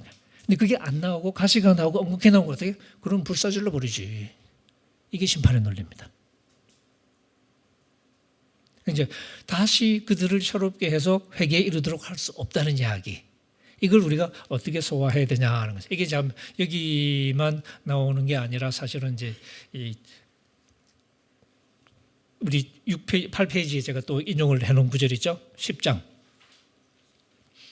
진리에 대한 지식을 얻은 뒤에도 짐짓, 이 짐짓은 고의로 하는 겁니다. 고의로, 의도적으로 죄를 짓고 있으면 속죄의 제사가 더 이상 남아있지 않다. 그래서 제가 강의할 때 가끔 십자가, 히브리서에서 십자가는 일회용이다라고 표현하기도 합니다. 주사약 같아요. 주사약 2번 써먹으면 큰일 나잖아. 한 번 써먹으면 끝이에요. 약간 그런 식의 논리. 남아있다고, 남아있는 게 있을까요? 남아있지. 뭐가 남아있어요? 심판. 무서운 심판과 반역자들을 삼킬 맹렬한 불, 아주 무서운 이미지가 많이 나옵니다. 히브리서에. 모세의 율법을 어긴 사람도 두세 증인이 있으면 가차없이 사형을 당했죠. 하물며 하나님의 아들을 짓밟고 자기를 거룩하게 한 언약의 피를 대수롭지 않게 여기고 인해의 성령을 모독한 사람은 얼마나 더 무서운 벌을 받아야 하겠는가 생각해 보라고. 생각해 보세요. 그리고 인용, 원수 갚는 일이 내가 할 일이니 내가 갚아주겠다. 신명기 32장을 인용했는데 똑같은 구절을 바울도 인용하거든요. 로마서에서. 근데 거기서는 어떻게 인용하냐면 원수 갚는 건 하나님이 할 일이야. 그러니까 니네들이 원수 갚지 마. 그렇게 말릴 때 이 구절을 인용해요. 근데 히브리서는 하나님은 원수 갚는 게 일이야. 그러니까 반드시 갚아주시거든. 국물도 없거든. 약간 이런 식으로 심판을 경고할 때 똑같은 구절을 인용하고 있습니다. 그걸 우리가 잘 알고 있지 않냐는 거죠. 살아계신 하나님의 징벌하시는 손에 떨어지는 것은 무서운 일입니다. 그래가지고 협박하는 구절입니다. 이런 식으로 이제 얘기하면서 두 번 기회가 없다는 걸 얘기하기 위해서 나중에 12장 가면 누구 예를 들면 그 에서 얘기를 듭니다. 에서 여러분 잘 아시죠? 에서가 사실 뭐 속은 거긴 한데 이제 구약 히브리 저자가 읽기에는 자기가 사실은 이렇게 가지고 있던 권리를 팔아먹은 거잖아요, 그죠? 그 파죽한 것 때문에 자기 장자권을 팔아넘긴 거니까. 근데 나중엔 그걸 알고 나서 야곱한테 와가지고 막 매달리죠. 매달리면서 자기도 축복해 달라고. 남은 거 있을 테니까 남은 거 달라고. 근데 야곱이 결국 축복이라고 해줍니다. 그죠? 근데 그 잘 읽어보면 축복보다는 사실은 거의 저주에 가깝죠. 그 얘기를 하면서 히브리 저자가 12장에 가면 에서처럼 하지 말자. 에서처럼 되면 안 된다는 거죠. 나중에 눈물을 흘리면서 구했는데 다시 회개할 기회를 얻지 못했다라고 이야기합니다. 이런 식으로 세 번씩이나 이걸 반복하니까 그냥 빈말은 아닌 거예요. 그럼 우리가 신학적으로 이걸 어떻게 이해해야 되지? 진짜 우리가 믿다가 타락하면 진짜 끝인가? 이건 교회 역사에서도 사실 상당히 큰 논란거리이기도 했었습니다. 여기에 따라서 이제 절대 두 번째 회개가 없다고 주장하는 사람들도 있었고요. 아주 그냥 끝내버리는 거니까. 근데 물론 대부분의 이제 사람들은 그래도 이렇게 문을 다시 열어주고 다시 회개하게 해주고 뭐 이런, 특히 대박해가 있을 때 대규모로 이렇게 배교했다가 다시 돌아오는 사람들은 어떻게 할 것인가, 이런 질문들이 교회사에서 굉장히 중요한 질문이었는데 사실 이런 구조를 좀 액면 그대로 받아들이면 그런 사람은 다시 받아들이면 안 되는 거죠. 그러니까 왜? 대놓고 사실 배교한 사람들이라서. 일제시대 때 신앙을 버린 사람들을 다시 받아들이는 게 맞을까요? 진짜 회개한 걸까요? 아니면 상황이 좋아지니까 그냥 다시 돌아온 걸까요? 쉽지 않겠죠? 그런 면에서 사실 히브리서는 우리에게 상당히 좀 질문을 자꾸 하게 만드는, 답은 조금 다른 답을 하더라도 어쨌든 이 질문 자체는 우리가 조금 더 좀 정직하게 마주할 필요가 있을 것 같습니다. 그 다음에 이제 제가 신학적으로 설득을 하는 게 많다 그랬고, 그 다음에 심판을 이제 경고하는 경우, 그 다음에 또 하나가, 근데 협박만 하면 또 안 되잖아요. 다독입니다. 야, 생각해봐. 이렇게 하기도 하고, 어깨를 툭툭툭 치기도 하고, 안아주기도 하고. 저도 애 키울 때 이제 고민됐던 것 중에 하나가, 지금 이런 상황에서 애를 좁혀는 게 맞나? 아니면 그냥 안아줘야 되나? 그런 갈등이 되는 상황들이 있더라고요. 지금 이건 따끔하게 혼내는 게 맞는 건지, 그냥 안아주는 게 맞는 건지. 애 키우는 건 쉽지 않아요. 이게 이 히브리서 저자도 심판의 경고가 적나라하게 많지만 또 목회적인 격려도 참 많이 나온다 하는 걸 제가 8페이지부터 이렇게 좀 썼습니다. 그래서 이렇게 다독이면서, 우리 목사님들 잘 아시죠? 목회하는 게 참 목회하려면 온갖 걸 다 해야 되잖아요. 커피 사주고 밥 사주고 그냥 고민 들어주고, 어떤 때는 또 밥 얻어먹어주고, 또 어떤 장로님한테는 밥을 얻어먹어줘야 돼. 또 그것도 비싼 걸로. 그래서 열심히 얻어먹는 목사님도 계시더라고요. 그 장로님을 당도둑 끓이는 방법은 그거밖에 없대요. 그래서 나오라고 그러면 웬만하면 가서 그냥 평소에 안 사 먹을 그런 거 얻어먹고 좀 그러시던데, 그게 결국은 다 다독 끓이는 거죠. 그래서 저도 이렇게 뭐 제가 단민 목회는 안 해봤습니다만은 뭐 이렇게 전도사하고 또 부목사 생활하고 그럴 때 이제 미국에서 이렇게 부교육자 생활을 좀 이렇게 한 2년 반 했었는데 한국에 오기 전에 그럴 때도 보면 이제 막 교인들이 싸우고 막 속상해하고 막 그런 데 보면 약간 유치원생처럼 싸울 때가 많아요. 보면 나이 들어도 결국 보면 애들 싸우는 거랑 똑같아. 근데 이제 한 이 집사님이 의사분이었는데 막 이제 목사님하고 사이가 안 좋아요. 나중에 가만히 얘기 들어보니까 저를 또 앉혀놓고 열심히 얘기를 또 많이 해요. 그분이 서울 의대 나오고 이제 미국에 와서 다시 의사하는 그런 분이었는데 아마 이렇게 제가 서울대로 나와서 뭐 후배라고 그랬을까요? 앉혀놓고 전도사님 그러고 막 자꾸 얘기를 하는 거죠. 가만히 들어보니까 이분이 왜 목사님한테 뿔났나 보니까 다른 분 집에는 신방을 더 많이 가는데 자기 집에는 좀 적게 왔대. 이건 유치원생들이 싸우는 거잖아요. 쟤는 사탕 5개인데 난 사탕이 4개밖에 없어. 약간 이런 거잖아요. 그래서 그때 약간 멘붕이 왔던 적이 있습니다. 야, 이분이 그것도 공부도 많이 하고 의사인데 참. 그랬던. 근데 사실 우리 인간들이 그렇죠. 우리 마음이 다 어려가지고 결국은 목회라는 게 사실은 설교도 하고 설득도 하고 하지만 결국은 또 이렇게 품에 안아주고 다독거리고 뭐 그래야 되는데 이 저자도 그런 모습을 많이 보여줍니다. 그래서 우리 힘내자. 근데 그게 특히 또 중요한 건 우리 예수님을 또 그런 분들을 묘사를 해요. 우리 나중에 가면 이제 우리 대제사장 그리스도 얘기가 나오고 그다음에 그거 연결돼서 선구자 그리스도 얘기가 나올 거거든요. 이 선구자 그리스도 얘기 그다음에 대제사장 예수의 핵심 중에 하나가 우리와 너무너무 똑같아. 히브리서는 우리와 똑같은 예수님을 되게 강조합니다. 그러니까 우리와 똑같은 유혹을 받았던 예수님. 우리가 어떤 유혹을 받으면서 살아가죠?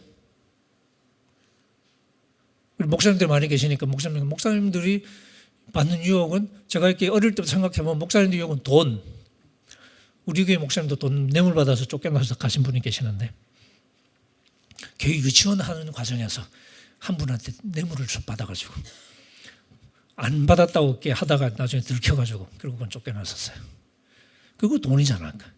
그리고 또 주변에 많은 목사님들 보면 남자들이니까 여자 문제가 상당히 심각합니다. 이게 드러나지 않는 문제가 엄청 많은데요. 사실은 까보면 헉할 정도로 심각한. 그러니까 젊은 목사도 똑같습니다. 뉴스는 근데 주로 연세 드신 목사님들이 잘 나오시는 것 같아요. 예전에 한 목사님 우리 모텔에서 권사님하고 상담하시다가 사진 찍혔는데 상담하러 갔다고 그렇게 변명을 하셨죠. 그 목사님이 모텔에서 조용한가? 상담할 만한가? 어쨌든 그래서 사람들이 우스갯소리로 육체로 몸으로도 상담을 하는구나 그렇게 막 농담하고 그랬었는데 이런 것들이 이제 사실 심각하잖아요, 그죠? 그러니까 인간 사는 게 다 거기잖아요. 그러니까. 이런 거 유명한 목사님들, 조영기 목사님 결국 돈, 여자 이러면서 다 그런 거거든요. 그러니까 그런 유혹이 우리 인간의 삶의 유혹이라는 게 그런 게 가장 근본적인 건데 사실 예수님 얘기하면서 우리 예수님도 똑같은 유혹을 겪었다고 얘기하거든요. 근데 우리가 이걸 생각해 좀 불편하기 시작해요. 우리 예수님은 달라야 되는 거예요. 우리하고는 달라야 되는 거예요. 근데 다르면 다를수록 나하고는 상관이 없는 분이 되는 거예요. 이런 나를 예수님은 아마 이해 못 하실걸. 이제 고등학교 예를 들면 제가 고등학교 때 공부를 꽤 잘했는데 이제 친구들 중에 공부 못한 놈도 많잖아요. 근데 제 친구 중에 또 그런 애들이 많았거든요. 그러니까 이제 걔들은 이제 같이 수학 문제를 보면 제가 이렇게 놀려 먹을 때 제가 애들 가르쳐 주면서 이렇게 가르쳐는 주지만 또 이제 저도 재미는 봐야 되니까 막 놀려 먹거든요. 워낙 친하니까 이제 사실 뭐 그렇게 하는데 저 딱 보면서 야 봐봐 딱 보면 답 나오지. 그냥 나만 쳐다보는 거죠. 딱 보면 답 나오잖아 임마. 안 나오냐? 딱 보면 안 보이냐? 왜 사냐? 그런 식으로 좀 놀아요. 그러면 이렇게 아이씨 좀 설명해봐 임마. 그래서 이제 가르쳐주고. 근데 이제 사실 조금 이렇게 그렇잖아요, 그죠? 이해가 안 되는. 이게 답이 안 나오냐 이게? 하고 방방적인 이해가 안 되는 거죠. 근데 이게 이제 친한 사이는 뭐 장난친다고 그러지만 여러분 이제 미국에서도 이렇게 어떤 그 우스갯소리가 있냐면 이혼하고 싶으면 부인한테 운전을 가르쳐라 이런 말이 있거든요. 공감이 되시죠? 브레이크를 밟으려는데 악셀러를 밟으면 어떡하냐고 막 이런. 근데 이게 개구리 올챙이가 제일 이렇게 잘 느껴진 게 운전인 것 같은데, 지도 처음 배울 때는 그랬는데, 그죠? 가르쳐 줄 때는 정말 이해가 안 되는. 그래서 막 성질이 나고 막 화를 내고 그러다 보면 이렇게 싸우고 안 해! 그러고 막 뛰쳐나가고 막 이제 그런 것처럼. 근데 이게 우리 예수님이 우리와 정말 달라서, 예를 들면 우리 그 남자들 같으면 예를 들면 성적인 유혹에 시달리는 경우도 이렇게 있다고 쳐봅시다. 현실적으로. 그리고 고민하면서 우리 예수님이 이런 나는 이해를 못 하실 것 같은데, 우리 예수님이 전혀 그런 분 아니니까. 그런 상황에서는 예수님께는 못 가는 거니까. 왜? 혼날 것 같으니까. 상관이 없는 거죠. 근데 히브리서는 그게 아니라 우리와 똑같은 존재셨기 때문에 우리와 똑같이 유혹을 받으셨던, 물론 순종하는 법을 배우셨습니다. 그건 달라요. 하지만 존재 자체는 똑같은 거죠. 그러니까.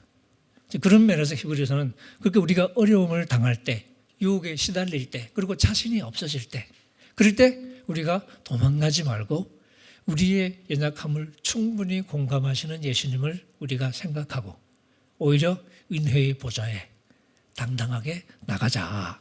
그래서 때를 따라 우리를 도와주시는 은혜를 우리가 누리자 하고 이야기를 합니다. 그러니까 어려움에 처한 성도들에게 그런 예수님의 모습을 잘 그리 보여주는 거죠. 그러니까 무서워하지 말고 가자 하는 거죠. 이것도 우리 나중에 선구자 그리스도 얘기하면서 다시 조금 더 자세하게 이야기를 하도록 하겠습니다. 이제 이런 이제 세 가지 이제 이 방식, 그러면서 이제 이 구약의 많은 믿음의 증인들을 소환하면서 히브리서 11장이 이제 바로 그런 부분의 장이죠. 11장 보시면 믿음으로 이제 아벨부터 시작해서 저희 구약에서 한 믿음 했다는 사람들은 다 불러옵니다. 믿음으로 아벨은, 믿음으로 에녹은, 믿음으로 노아는 쭉 이제 가죠. 그리고 이제 믿음으로 아브라함은 이런 식으로. 그러니까 믿음으로 계속 이제 이어지는데, 그런 것들이 결국은 격려하는 방법이죠. 봐라, 노아도 그랬잖아, 에녹도 그랬잖아, 아브라함도 그랬잖아, 모세도 그랬잖아. 근데 어떻게 했냐? 잘했잖아. 그래서 힘을 내도록. 그리고 그 얘기를 다 끝내고 12장 넘어와서 일처럼 구름처럼 우리를 둘러싼 이렇게 수많은 증인들이 있지 않냐. 그리고 마지막에 우리의 선구자이신 예수님을 소개합니다. 이 예수님을 바라보면서 우리가 달려가야 될 길을 열심히 달려가자라고 격려하는 거죠. 그래서 이런 방식으로 이제 설득을 하면서, 그 다음에 협박하면서, 그 다음에 다독이면서, 어쨌든 필요한 걸 해가면서 성도들로 하여금 다시금 믿음으로 돌아오도록, 혹은 믿음에서 떠나지 않도록 성도들을 이제 설득하는 것이 히브리서의 기본적인 전략이라고 할 수 있겠습니다. 우리 지금 시간이 12시까지 하면 되나요? 예, 그냥 쉬지 말고 그냥 12시까지 하겠습니다. 오후에는 제가 중간에 한번 쉬고요. 3시간 이제 오후에 중간에 한번 쉬고 그냥 계속 하도록 할게요. 제가 이제 히브리서를 이제 우리 다음 얘기를 이렇게 할 때 선구자 그리스도 이야기를 제가 이렇게 좀 잠깐 미리 하고 이제 제 2강을 제가 미리 좀 이렇게 얘기를 하겠습니다.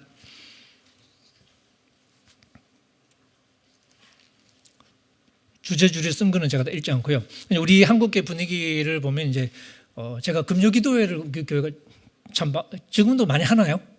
그럴 때도 금요기도회를 참 많이 했던 것 같아요. 어떤 철야기도회 하기도 하고. 제가 미국에 있을 때도 금요 철야기도회 하기도 하고, 제가 부교육자 할 때도 근데 사회를 보면서 하기도 하고, 그다음 제가 그냥 교인들하고 같이 앉아서 하기도 하고. 한 번 생각나는 게 철야기도를 하는데 이제 기도하면서 제가 좀 이렇게 찬송을 부르다가 제가 좀 졸려가지고 찬송을 부르다가 제가 졸았어요. 자리에 앉아서 혼자 그냥 졸았는데, 그리고 이제 눈을 떴어요. 찬송가가 바뀌어 있더라고. 어떻게 된 거죠? 잠깐 졸다가 눈 떴는데 찬송가가 달라. 그 얘기는 찬송가 끝나고 다른 찬송 부르는데 내가 깼다는 얘기겠죠? 그런 적도 있는데, 어쨌든 이제 그럴 때 대부분 보면 가장 즐겨 부르는 찬송이 십자가에 관한 찬송입니다. 나를 위해서 돌아가신 예수님의 십자가. 근데 이제 십자가에 달리신 그리스도를 우리가 좋아하는 이유가 뭐냐면 그분이 나의 죄를 대신해서 돌아가셨다는 사실 때문에. 그러니까 대속이죠. 나 대신 이제 사실은 속죄 제물이 되신 거잖아요. 그 대속적인 이제 것 때문에 우리가 그리스도를 이제 사랑하게 된다. 근데 이제 우리가 십자가에 달리신 그리스도, 그래서 나한테 감동이 되는 거죠. 근데 이 십자가에 달리신 그리스도가 나한테 계속 감동적인 존재로 남아 있다는 이야기를 또 뒤집어 보면 뭐냐면, 이 십자가에 달린 그리스도가 나에게 감동이 되는 그 감동 포인트가 뭐냐면 내가 죄인이어서 그렇거든요. 그래서 그 예수님을 바라보는 나는 늘 죽을 수밖에 없는 죄인으로 있는 거예요. 근데 이 의식이 24시간을 지배하는 것 같아요. 그래서 우리 기독교인들은 거의 대부분 머릿속에 나는 늘 죽을 수밖에 없는 죄인이다라는 생각으로 살아가는 거죠. 그래서 제가 이제 소위 이렇게 죄인 의식, sinner mentality라는 표현을 한번 써봤는데, 혹은 죄인 컴플렉스라고 해도 좋을 것 같습니다. 이게 그냥 시간적으로만 우리의 의식을 사로잡는 게 아니라 우리의 사고방식을 지배하는 것 같아요. 늘 우리는 죽을 수밖에 없는 죄인으로. 그래서 우리 권사님한테 기도시키면 습관적으로 나오는 게, 지난 한 주간 이 죄 많은 세상에서, 그리고 죄 가운데 허덕이다가 이 거룩한 주일 주님의 전에 나와서 이렇게 쭉 기도가셔요. 근데 실제로 그 권사님이 지난 일주일간 죄 가운데 허덕이다 오셨냐면 아니거든요. 굉장히 훌륭하신 분이에요. 그러니까 죄 지은 적 하나도 없던, 내가 보기에는 좀 좋은 일만 하다가 오신 거니까. 근데 기도할 때는 죄 가운데 허덕이다가 이렇게 기도하세요. 이게 그냥 자동적인 사고인 거죠. 그러니까 생각이 진도가 잘 안 나가는 거죠. 근데 우리가 사실 히브리서는 그것만 가지고는 이해가 잘 안 되는 거죠. 물론 우리의 죄를 대신해서 돌아가신 건 맞습니다. 근데 그게 전부는 아니에요. 굉장히 중요한 한 부분이지만 그게 전부는 아닌 거죠. 그래서 히브리서는 다른 얘기를 들려주는데, 그런 면에서 우리는 이제 이런 신학적인 편식을 조금 벗어나서 예수님의 다른 모습 좀 이렇게 만날 필요. 그 중에 하나가 이제 사실 이 선구자의 얘기인데, 제가 10페이지 그때 보면 내가 이루어가는 구원을 향한 성장 이야기를 제가 했습니다. 우리 여러분 즐겨 인용하시는 바울 구절 중에 빌립보서 그런 거 있죠. 두렵고 떨림으로 너희 구원을 이루라. 만들어가라는 뜻입니다. 그것은 우리가 우리 구원을 이루어가는 거예요. 제가 성경 구절을 인용하니까 여러분이 별로 이렇게 반응이 없는데, 제가 성경 빌립보서 얘기 안 하고 우리가 우리 손으로 구원을 만들어가는 거라고 열심히 강의하면 금방 여러분들 기분 나빠하실걸요? 저 교수 조금 이상한 소리 하는 것 같다. 행위 권론자다. 저분 강의 안 듣기로 한 고신교단이 잘한 거네. 약간 이런. 근데 사실 히브리서도 그러면 우리가 지금 생각 잘 못하는 게, 구원을 자꾸 나와는 관계 없는 것으로 만들려는, 그게 이제 은혜가 바로 그런 거죠. 내가 아니라 하나님. 이런 식으로 작동하는데, 그걸 우리가 잘못 활용하면 큰일 나는 거죠. 오히려 복음을 껍데기로 만들 가능성이 있습니다. 근데 히브리서도 이해하려면 일단 우리가 구원을 이루어간다는 사실을 좀 더 깊이 숙고를 할 필요가 있습니다. 나중에 이제 5장 가면 그런 게 나오는데, 구원의 한 과정이 성장하는 거죠. 우리 아이가 자라는 걸 생각해 보면, 저도 이제 딸아이 하나를 키웠는데 10년 만에 애가 태어나가지고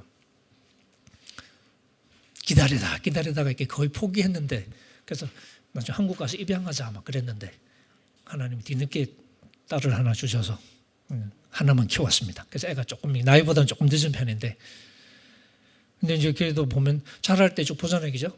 근데 사람이 자란다는 게, 어릴 때 이제 뉴욕에서 태어났는데 애가 병원에서 이제 며칠 있다가 집에 딱 데려다 놓잖아요. 갓난아기 집에 딱 갖다 놓으면 그야말로 아무것도 못 하잖아. 동물들은 태어나자마자 빨딱 일어서고 뛰어다니더만, 이 사람은, 그죠? 그래서 이 처음에 뭐예요? 언제 뒤집나 이거 쳐다보고 있잖아요. 엄마 아빠가, 그죠? 집에 오면 그냥 엄마 젖 먹고, 그다음에 이 오줌 싸고 똥 싸고, 그거밖에 하는 게 없는 거야. 그러니까 가만히 누워 잠만 자고, 그다음에 이제 몸을 뒤집으면 부모들 또 막 좋아라 하고, 그리고 이제 조금씩 커도 이렇게 웬만한 건 다 해줘야 되죠. 그때 보면 언제 지발로 걷나, 이게 또 좀 관심사 중에 하나.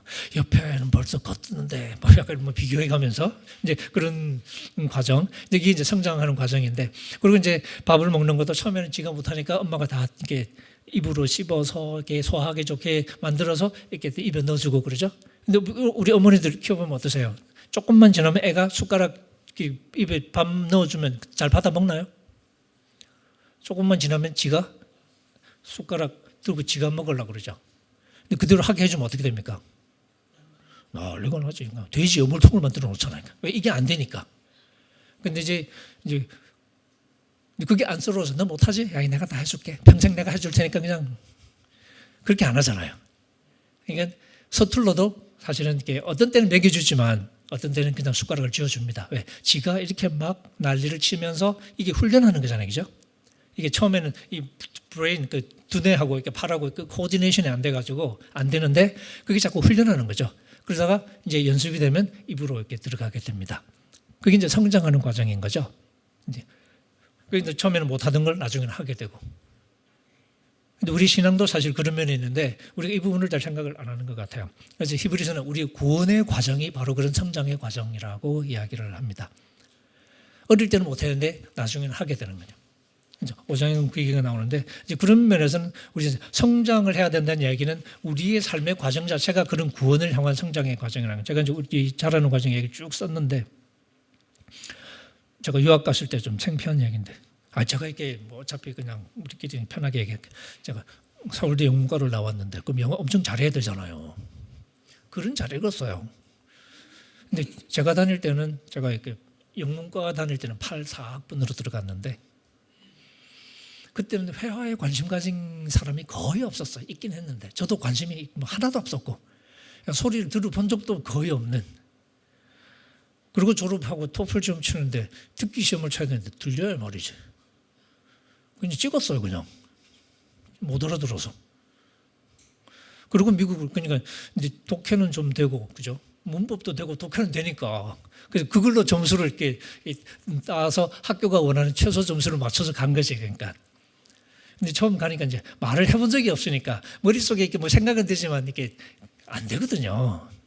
이제 또 막 버벅대기도 하고 막 생각하느라 시간 가기도 하고 막 이제 그런 때 제가 슈퍼 이야기를 이렇게 했는데 그래서 슈퍼 친구랑 같이 가서 이제 오늘 내가 한번 계산해봐야지. 그래서 일단 머릿속으로 가서 내가 뭐라고 얘기를 딱 머릿속 생각하자는 대사를 이렇게 하고 그럼 딱 이제 계산하고 딱 나오는 상상하는데 상상하고 있는 중에 친구가 가서 먼저 계산 다 해버렸더라고. 한편으로 다행이다. 내가 안 해도 되니까. 그런 마음이 살짝 있지만 그보다는 기분 나쁜 게 더 크더라고. 왜? 결국은 친구가 해주는 게 답이 아니고 결국은 내가 할 수 있어야 되잖아요. 그걸 못하니까 그러니까 기분 좋은 것보다 기분 나쁜 게 더 오히려 좌절감을 느끼는 거죠. 그러니까. 제가 우리 애 얘기도 썼는데 근데 읽어보시고요. 그러니까 이제 결국 내가 해야 되는 이게 사람이 잘한다는 게 그렇죠. 그래서 뭐 저 밑에 11페이지 마지막 단락 보시면 이제 이런 이야기가 결국 우리 구원이 그렇다는 거죠. 나 대신 해주시는 게 있습니다. 왜? 내가 못하니까. 어릴 때 다 해줘야 되잖아요. 근데 다 해주는 이유가 뭐냐면 넌 밥 못 먹지? 엄마가 다 먹여줄게. 근데 먹여주는 이유가 뭐냐면 평생 그러고 살자는 아니잖아요. 그렇게 먹여줘서 나중에는 네가 혼자 먹을 수 있게 하려고 그러는 거잖아요. 그러니까 성장하게 해주려고 대신해 주는 것이니까. 그러면서 우리 예수님도 우리를 대신해 주시는 것이 끝까지 대신해 주고 끝나는 게 아니라 우리가 우리의 길을 갈 수 있도록 하기 위해서 우리를 대신해 주시는 거죠. 그래서 예수님은 우리가 늘 어린 아이처럼 있으라고 기대하시는 게 아니라 우리가 성장하기를 기대하시는 거예요. 그게 바로 구원의 과정이라고 이야기를 합니다. 그런데 이제 우리는 가끔 그냥 애처럼 구는 것이 그냥 신앙이라고 생각하는 경우도 있는 것 같아요. 제가 예수를 35년, 40년 믿으신 장로님하고 얘기했는데 아주 쉬운 거 가지고 제가 한번 질문을 했더니 그 장로님이 목사님께 한번 여쭤보겠습니다 그러시더라고요. 너무너무 간단한 얘기였는데 그럼 그 장로님 40년 동안 뭐 하신 거예요? 그런 생각이 드는 거예요. 그러니까 목사님한테 물어볼 게 있고 오히려 그 장로님 많은 사람을 가르쳐야 될 만한 연륜이 된 거잖아요. 근데 그 목사님은 그런 태도가 신앙이라고 생각하셨던 것 같아요. 근데 그 뭐가 가냐면 25살이 됐는데 횡단보도에서 엄마 지금 건너갈까? 하고 물어본 거랑 똑같은 거 아닌가? 그건 애를 착하게 키운 게 아니라 그냥 제가 쓰는 험악한 말로 그냥 애 조진 거잖아. 약간 우리가 그런 오해를 좀 많이 하는 것 같아요. 그래서 이런 신앙의 성장, 이것도 우리가 좀 이따가 조금 더 생각을 해보도록 하겠습니다. 그 성장의 핵심적인 이미지가 바로 선구자 그리스도인데 이것만 우리 좀 살펴보고 점심을 먹으면 될 것 같은데 일단 선구자 그리스도라는 말을 제가 쓰는 이유를 제가 설명을 하는데요. 요 제가 선구자로 번역하는 단어가 히브리서에 2번 나옵니다. 첫 번째 나오는 경우가 이제 2장 10절인데요. 제가 인용을 해놨습니다. 12페이지에. 그러므로 하나님께서 많은 자녀들을 영광으로 이끌어 들이실 때에 그들의 구원의 선구자를 고난을 통해 완전하게 하시는 것은 당연한 일입니다. 우리 개역 개정에는 창시자라고 번역이 되어 있습니다. 여기 이제 헬라어로 아르헤고스라는 단어인데요. 저는 선구자라고 번역을 했습니다. 이제 이 히브리서의 그림은 선구자는 이제 먼저 뛰어가는 분이라는 뜻이거든요. 이제 히브리서를 이해할 때 히브리서가 구원을 설명하는 이미지가 여러 가지인데 한 가지는 구약의 성막을 활용한 이미지입니다. 구약의 이제 핵심은 성전이라는 게 하나님의 임재를 상징하는 공간이거든요. 그리고 제사는 하나님께 나가는 걸 상징하는 거죠. 근데 성전의 구조 자체가 나중에 히브리서도 9장 10장 가면 나오는데 이제 성전이 이제 아무나 나갈 수 있는 곳이 있겠죠. 거룩함의 수준이 있어서 이 세상에 있으면 이 세상의 중심이 이제 유대 땅이고 중심이 예루살렘이에요. 하나님의 도시. 그리고 예루살렘에서도 가장 중심은 성전이 있는 성전산. 그게 중요한, 가장 중요한 성전이 있는 곳이겠죠. 근데 그 성전에도 이방인들도 갈 수 있는 이방인들도 있겠죠. 그리고 유대인만 갈 수 있는 공간이 있습니다. 좀 더 좁히면 유대인 남자만 갈 수 있는 공간이 있습니다. 좀 더 좁히면 제사장만 들어갈 수 있는 공간이 있습니다. 성전이 그렇죠. 성막. 성소가 그렇습니다. 근데 또 좁히면 대제사장만 들어갈 수 있는 곳. 그것도 1년에 딱 한 번. 1년에 하루 딱 들어갈 수 있는 곳이 있습니다. 그게 지성소죠. 근데 1년에 한 번 딱 들어간다는 얘기는 무슨, 평소에는 못 들어간다는 얘기죠. 그러니까 들어가는 곳이라기보다는 못 들어가는 곳이라는 이미지가 더 큰 거죠, 사실은. 이처럼 하나님께 가는 길이 막혀 있는 거예요. 그런데 히브리서는 이 구원의 과정을 그 영광의 자리, 하나님의 영광이 있는 그 지성소로 들어가는 것으로 묘사를 합니다. 그래서 우리 인용은 2장 10절 다시 보시면 많은 자녀들을 영광으로 이끌어 들이신다. 그 영광이 지성소를 생각하시면 됩니다. 그 영광의 자리로 인도해 가는 게 구원이에요. 근데 그 구원의 선구자, 예수님이 앞서 가셨다고 얘기합니다. 바로 그 자리로. 근데 그 선구자를 고난을 통해서 완전하게 하셔야 됐다. 좀 이따가 설명을 좀 다시 하겠는데 고난을 통해 완전하게 한다는 얘기는 우리 구원자가 되려면 고난을 겪어야 된다는 뜻입니다. 예수님이 사람이 대신 얘기를 하는 건데 사실 앞에서 천사보다 훨씬 더 훌륭하다고 열심히 썰을 풀었거든요. 그런가 싶었는데 또 우리가 또 수업 듣다 보면 어떤 때 교수님이 하는 말에 설득이 되다가도 또 하고 질문이 생기잖아. 그죠? 질문이 생겨. 천사보다 진짜로 큰가? 근데 예수님이 죽었잖아요. 죽었는데 천사는 죽어요, 안 죽어요? 근데 죽음의 고난을 겪었잖아. 근데 천사보다 크대. 에이, 말이 안 돼. 이렇게 되는 거죠. 그래서 이제 설명이 들어가는 2장이 그런 내용이에요. 근데 왜 죽었냐? 그게 아니고 우리를 구원하려니까, 사람을 구원하려니까 사람하고 똑같아져야 되니까.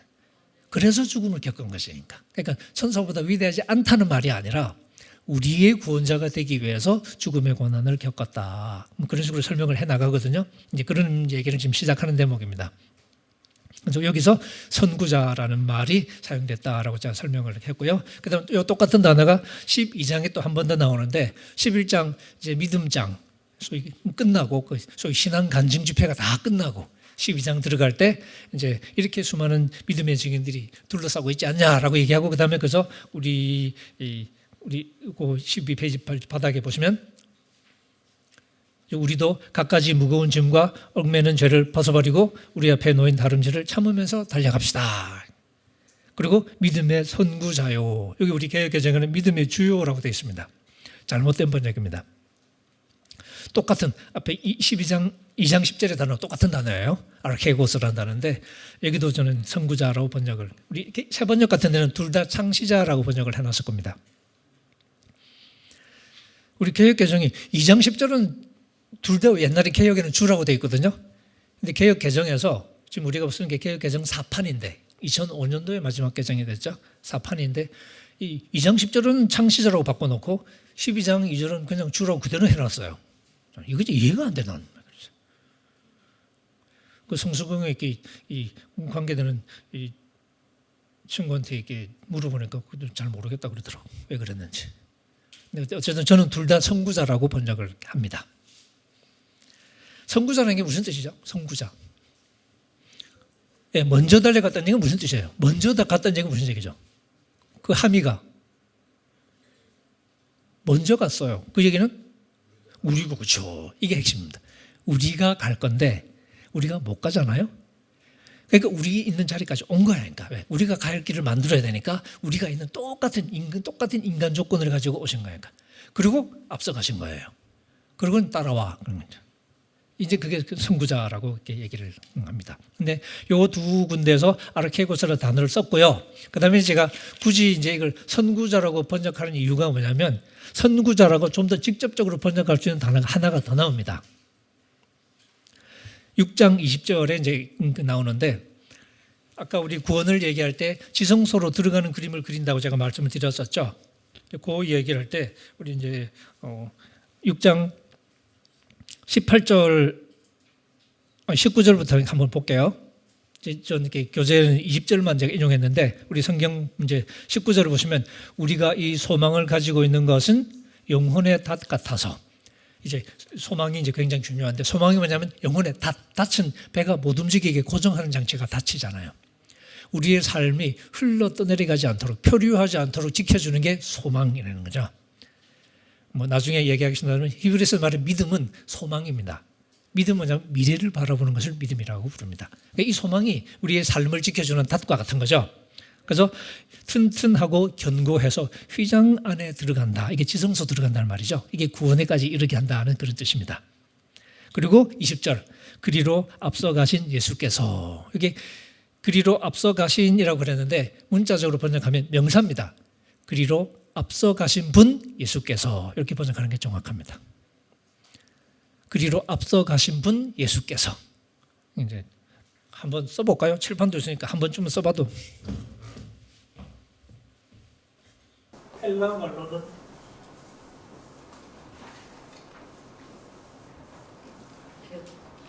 일본어로 이렇게 소리를 쓰면 이렇습니다.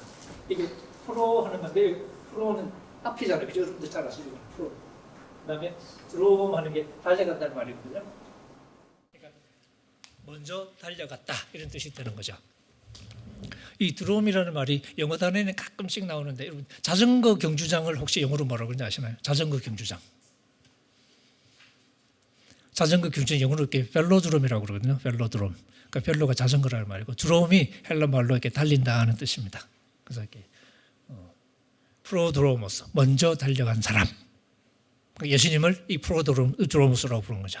그러니까 그야말로 글자 그대로 먼저 달려간 선구자 이렇게 된 거죠. 그래서 저는 아르케고스도 기본적으로 같은 의미라고 생각해서 이제 선구자라고 번역을 합니다. 그리고 우리가 지성소에 들어가는데 못 들어가잖아요. 막혀 있거든요. 예수님은 그 막힌 곳을 뚫고서 들어갈 수 있게 해주시는 분인 거죠. 그러니까 자기 육체의 희생을 통해서 지성소에 막힌 걸, 이 휘장을 갈라주는 분이기도 하고 실제로 우리가 걸어서 들어갈 수 있도록 우리를 앞장서서 우리의 길을 인도해 주는 분이기도 하고 이 이미지, 그러니까 우리의 선구자이신 그리스도. 그러니까 한편으로는 우리의 죄를 대신해서 십자가에 돌아가신 분이니까 우리의 죄를 대신하는 면도 분명히 있고요. 하지만 동시에 우리 앞장서가는, 그래서 이제는 우리도 뛰어갈 수 있게 하는 그런 예수님의 모습이 있고, 히브리서는 이 선구자 그리스도의 모습을 굉장히 강조하면서 이제 굉장히 감동적으로 그려 보여줍니다. 바로 이 부분이 우리가 평소에 예수님을 생각할 때 잘 놓치는 부분이죠. 우리는 십자가에 달려서 내 죄를 대속해 주신 예수님에게만 몰두하면서, 그리고 이제 난 아무것도 안 해도 돼. 엎드려서 주여만 잘하면 되는 거지. 그러니까. 근데 그게 아니라 히브리서는 우리 앞서 가신 예수님을 얘기하면서 그 예수님을 뒤따라가는 이야기. 그리고 우리가 힘들 때도 그런 우리 힘든 것을 미리 다 겪어서 아시는 분. 그리고 우리가 실패할 때도 우리의 연약함을 충분히 공감하시는 분. 그래서 어려울 때도 우리가 실망하지 않고 무서워하지 않고 당당하게 예수님을 바라보고 또 힘내서 걸어갈 수 있게 해주시는 분. 이런 그림을 그리면서 지금 어려움에 처해서 지쳐가는 성도들에게 힘내자. 이런 예수님이다. 이런 예수님을 보면서 우리가 따라가자 하고 이렇게 성도들을 독려하는 거죠. 이게 이제 히브리서의 가장 기본적인 전략이라고 할 수 있고, 그러니까 이제 한번 아까 말씀드린 것처럼 신학적으로는 더 좋은 언약, 왜 새 언약이 더 좋은지 그 논증의 핵심에 선구자이신 그리스도의 그림이 자리하고 있다는 거죠. 그래서 왜 좋은지에 관한 이야기는 나중에 제사가 되면 이제 결국은 죄를 해결하시는 예수님의 얘기가 나오고, 그 이야기의 또 한 중심에는 우리를 위해서 대속하신, 대신 죽으신 예수님도 있지만 결국은 우리가 하나님을 향해서 구원의 길을 걸어갈 수 있게 해주신 선구자 예수님의 그림도 있다. 요거를 이제 파악하는 게 히브리서의 가장 중요한 뼈대를 파악하는 것이다라고 할 수 있을 것 같습니다. 일단 여기까지 우리 얘기를 이렇게 하고요. 근데 이 얘기가 이제 그다음에 제가 이제 14페이지 쓴 것은 이 선구자 그리스도 이야기를 할 때 첫 언약과 비교하면서 대제사장 이미지하고 겹칩니다. 대제사장은 이중적이죠. 한편으로는 하나님을 대리하는 역할이기도 하고 사람을 대표하는 역할이기도 하거든요. 중간에서. 그러니까 하나님을 대표하는 자로서는 굉장히 신실한 대제사장 이미지가 중요하고, 근데 또 사람을 또 이렇게 위해서 섬기는 거니까 우리하고 똑같아야 돼. 그리고 구약은 어차피 똑같았죠. 사람들 중에서 뽑으니까. 그러니까 사람 중에 뽑으니까 사실 대제사장이 중재 역할을 할 수 있는 것이니까. 왜냐면 내가 사고 치고 이제 성전에 갔어요. 제사장님이 서 있는 것이니까. 또 왔냐? 예. 아이고. 근데 사실 이제 같은 인간이면 그러면서도 이해는 가겠죠. 제가 왜 저러는지. 결국 사람이니까. 이제 히브리서 5장에 그런 얘기를 하는데 6장, 7장 가면 이제 그 대제사장이 그럴 수 있는 건 자기도 연약함에 휩싸이는 존재니까, 그러니까 이게 욱하지 않고 감정 조절이 되는 게 자기도 다 아니까 이제 그런 거죠. 이제 그런 면도 있고, 하지만 또 이제 우리가 또 다른 면도 있어야 되니까. 근데 그게 이제 인간 대제사장과 달라지는 대목이 바로 그건데, 그때 이제 히브리서 저자는 그냥 대제사장이 아니고 레위 계통의 대제사장이 아니고 멜기세덱의 계통을 따른 대제사장이라는 이야기를 하기 시작합니다. 그건 구약 제사장과는 다른 거죠. 바로 그 얘기를 통해서 우리와 다른 면모, 우리와 똑같은 한 인간이지만 또 우리와는 달리 순종하는 법을 배우셨던 예수님의 얘기를 들려주면서 이런 예수님을 우리가 갖고 있다. 그러니까 이런 분을 우리가 바라보고 우리가 열심히 뛰어가자. 그래서 이 선구자 그리스도의 그림하고 대제사장 그림하고 두 개가 같이 얽혀서 돌아갑니다. 이것도 우리가 나중에 이제 조금 더 자세하게 살펴보도록 하겠습니다. 이제 요 얘기를 이제 우리가 같이 읽어가면서 처음에 제가 잠깐 말씀드린 것처럼 이제 남은 시간 잠깐 볼까요? 한 10분 좀 남았는데, 우리가 보통 이 이야기를 읽을 때 이제 우리 머릿속에는 우리가 기존에 가지고 있던 복음에 대한 이해를 바탕으로 생각을 하게 되겠죠. 근데 우리가 가진 이해는 거의 대부분 사실은 바울 서신을 토대로 한 겁니다. 지금 제가 여러분에게 만약에 A4 용지 한 장씩 나눠드리고 여러분이 지금 이렇게 믿고 있는 복음을 한번 요약해 보십시오라고 이렇게 제가 하잖아요. 그럼 여러분이 쓰는 단어의 거의 대부분은 바울 서신에서 나온 단어들입니다. 실제로 해보면. 복음서가 4개가 있지만 복음서가 신학의 재료로는 거의 안 쓰입니다.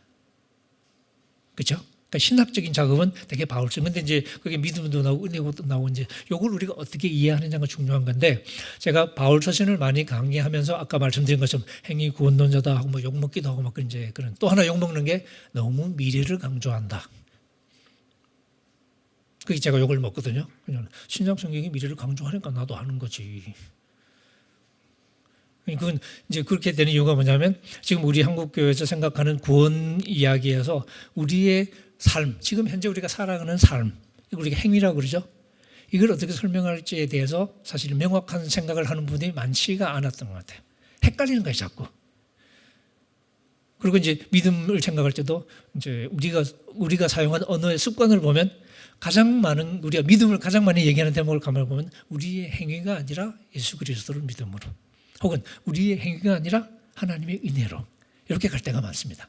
그러니까 믿음과 은혜라는 게 늘 뭐와 반대되냐면 우리의 행위가 아니라 믿음으로 은혜로, 이렇게 되는 거죠. 근데 그 얘기를 해나갈 때 믿음 자체는 중요하지 않아. 뭐가 중요해? 우리의 행위가 아닌 게 중요한 거지. 그래서 믿음을 얘기하나 은혜를 얘기하나 우리 머릿속에 남는 건 우리 행위가 아니라던데, 이게 남는 거예요. 그래서 제가 실험을 한번 해봤습니다.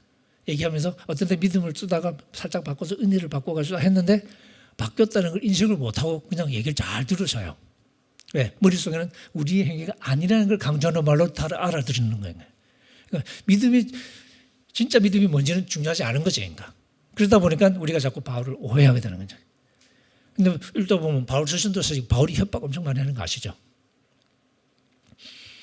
믿음을 가장 강조한 갈라디아서, 그 갈라디아서 끝날 때 그 5장에 보면 나쁜 일을 쭉 열거하고 이런 일을 행하는 자들은 절대로 하나님 나라를 상속받지 못할 것입니다 하고 협박합니다. 로마서도 마찬가지예요.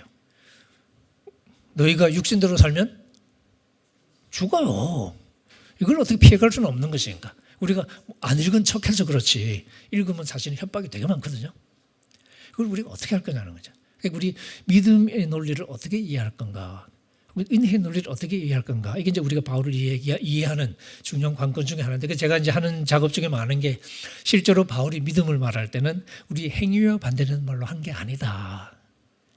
오히려 이제 로마서식으로 말하면 바울이 믿음을 강조할 때는 아브라함 얘기할 때 로마서 4장에 그 얘기 하잖아요. 그죠?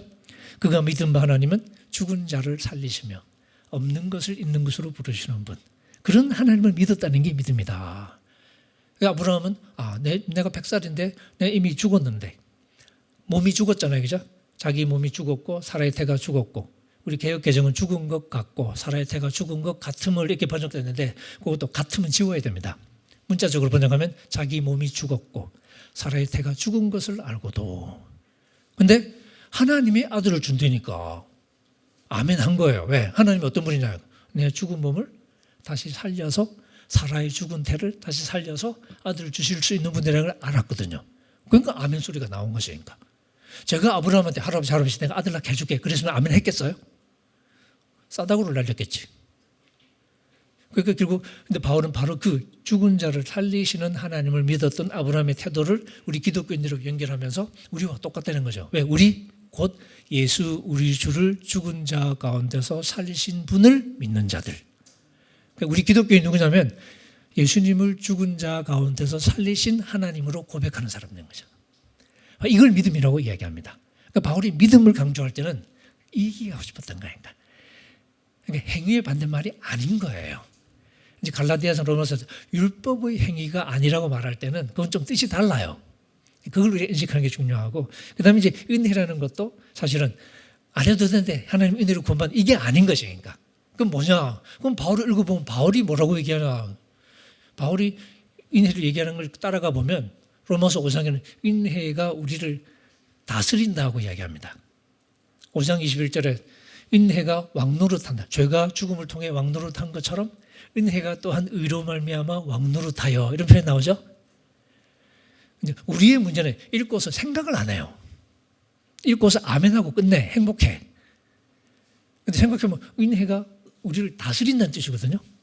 은혜가 다스린다는 게 무슨 말인가? 그냥 사고 쳐도 그냥 은혜가 다 그냥 해결한다는 뜻인가? 그거 아니겠죠?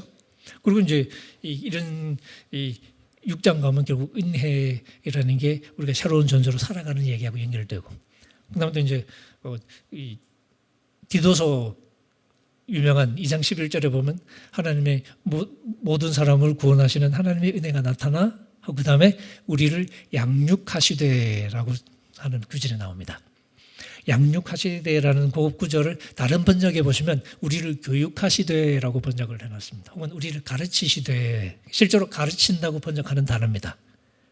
하나님 은혜가 뭐냐면 나타나서 우리를 가르치는 거예요. 혹은 개혁개정 사람은 양육하는 거죠. 근데 양육이라는 게, 교육이라는 게 뭐냐면 옛날 고대 그리스도 생각해 보시면 어린애가 태어나서 어른이 될 때까지 그 과정 전체를 양육 혹은 교육이라고 부릅니다. 그러니까 은혜가 바로 그걸 한다는 거죠. 그러니까 그럼 뭐냐? 버려야 될 걸 버리게 만들고, 우리가 배워야 될 걸 배우게 만들고, 그렇게 해서 하나님 백성답게 만드는 거, 그게 교육인 거죠. 하나님 은혜가 바로 그렇게 우리를 교육하신다는 거예요. 그리고 그 과정, 바로 그것을 위해서 예수님이 십자가에서 자기를 희생하셨다는 겁니다. 그러니까 십자가가 너 못하지 내가 다 해줄게 이거 끝나는 게 아니라, 못하는 우리를 대신해서 십자가에 돌아가셔서 우리가 할 수 있게 만들어주는. 근데 이 대목을 우리가 말하기를 좀 주저하는 것 같아요. 제가 이런 얘기를 대놓고 하니까 행위구원론 가르친다고 욕을 많이 먹는데, 근데 이걸 우리가 납득하지 않으면 바울도 그렇고 마태복음도 그렇고 야고보서도 그렇고 히브리서도 그렇고 이해할 방법이 없습니다. 이 부분에서 이제 우리가 조금 근본적인 고민을 사실은 좀 해야 된다는 얘기잖아요. 안 하고 할 수 있나? 안 하고는 못 합니다. 해야 되는 거니까. 그래서 제가 이제 나중에도 얘기하겠습니다만은 바울 얘기할 때도 제가 사람만이 사람을 구원할 수 있다는 표현을 제가 자주 쓰거든요. 맞습니까? 사람만이 사람을 구원할 수 있다. 이단 같은가요?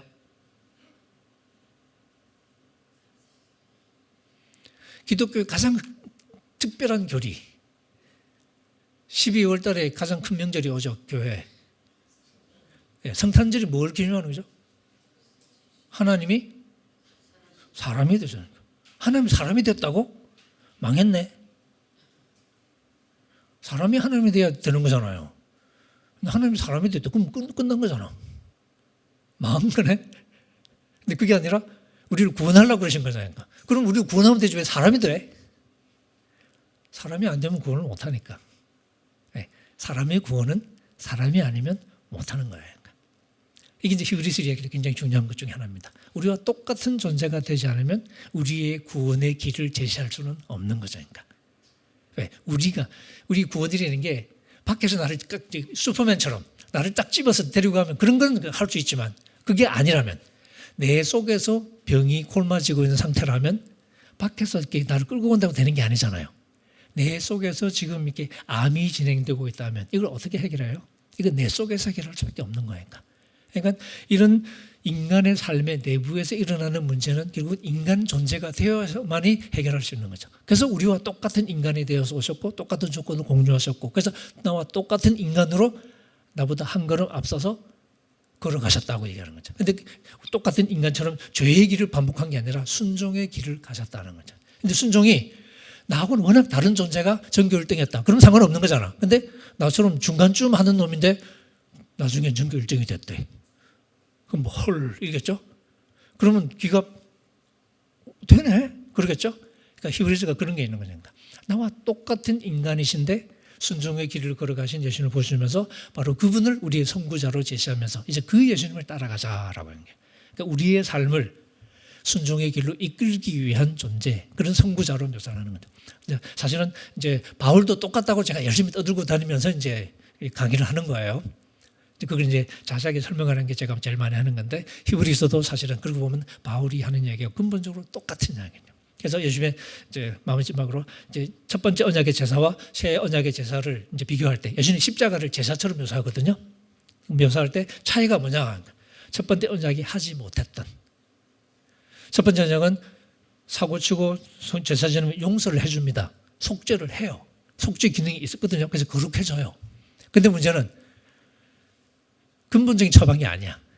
그러니까 자꾸 반복하게 되는. 또 사고치잖아. 그럼 또 가서 하고, 그럼 또 가서 자꾸 반복하게 되죠. 그건 구약적인 신앙인 거죠.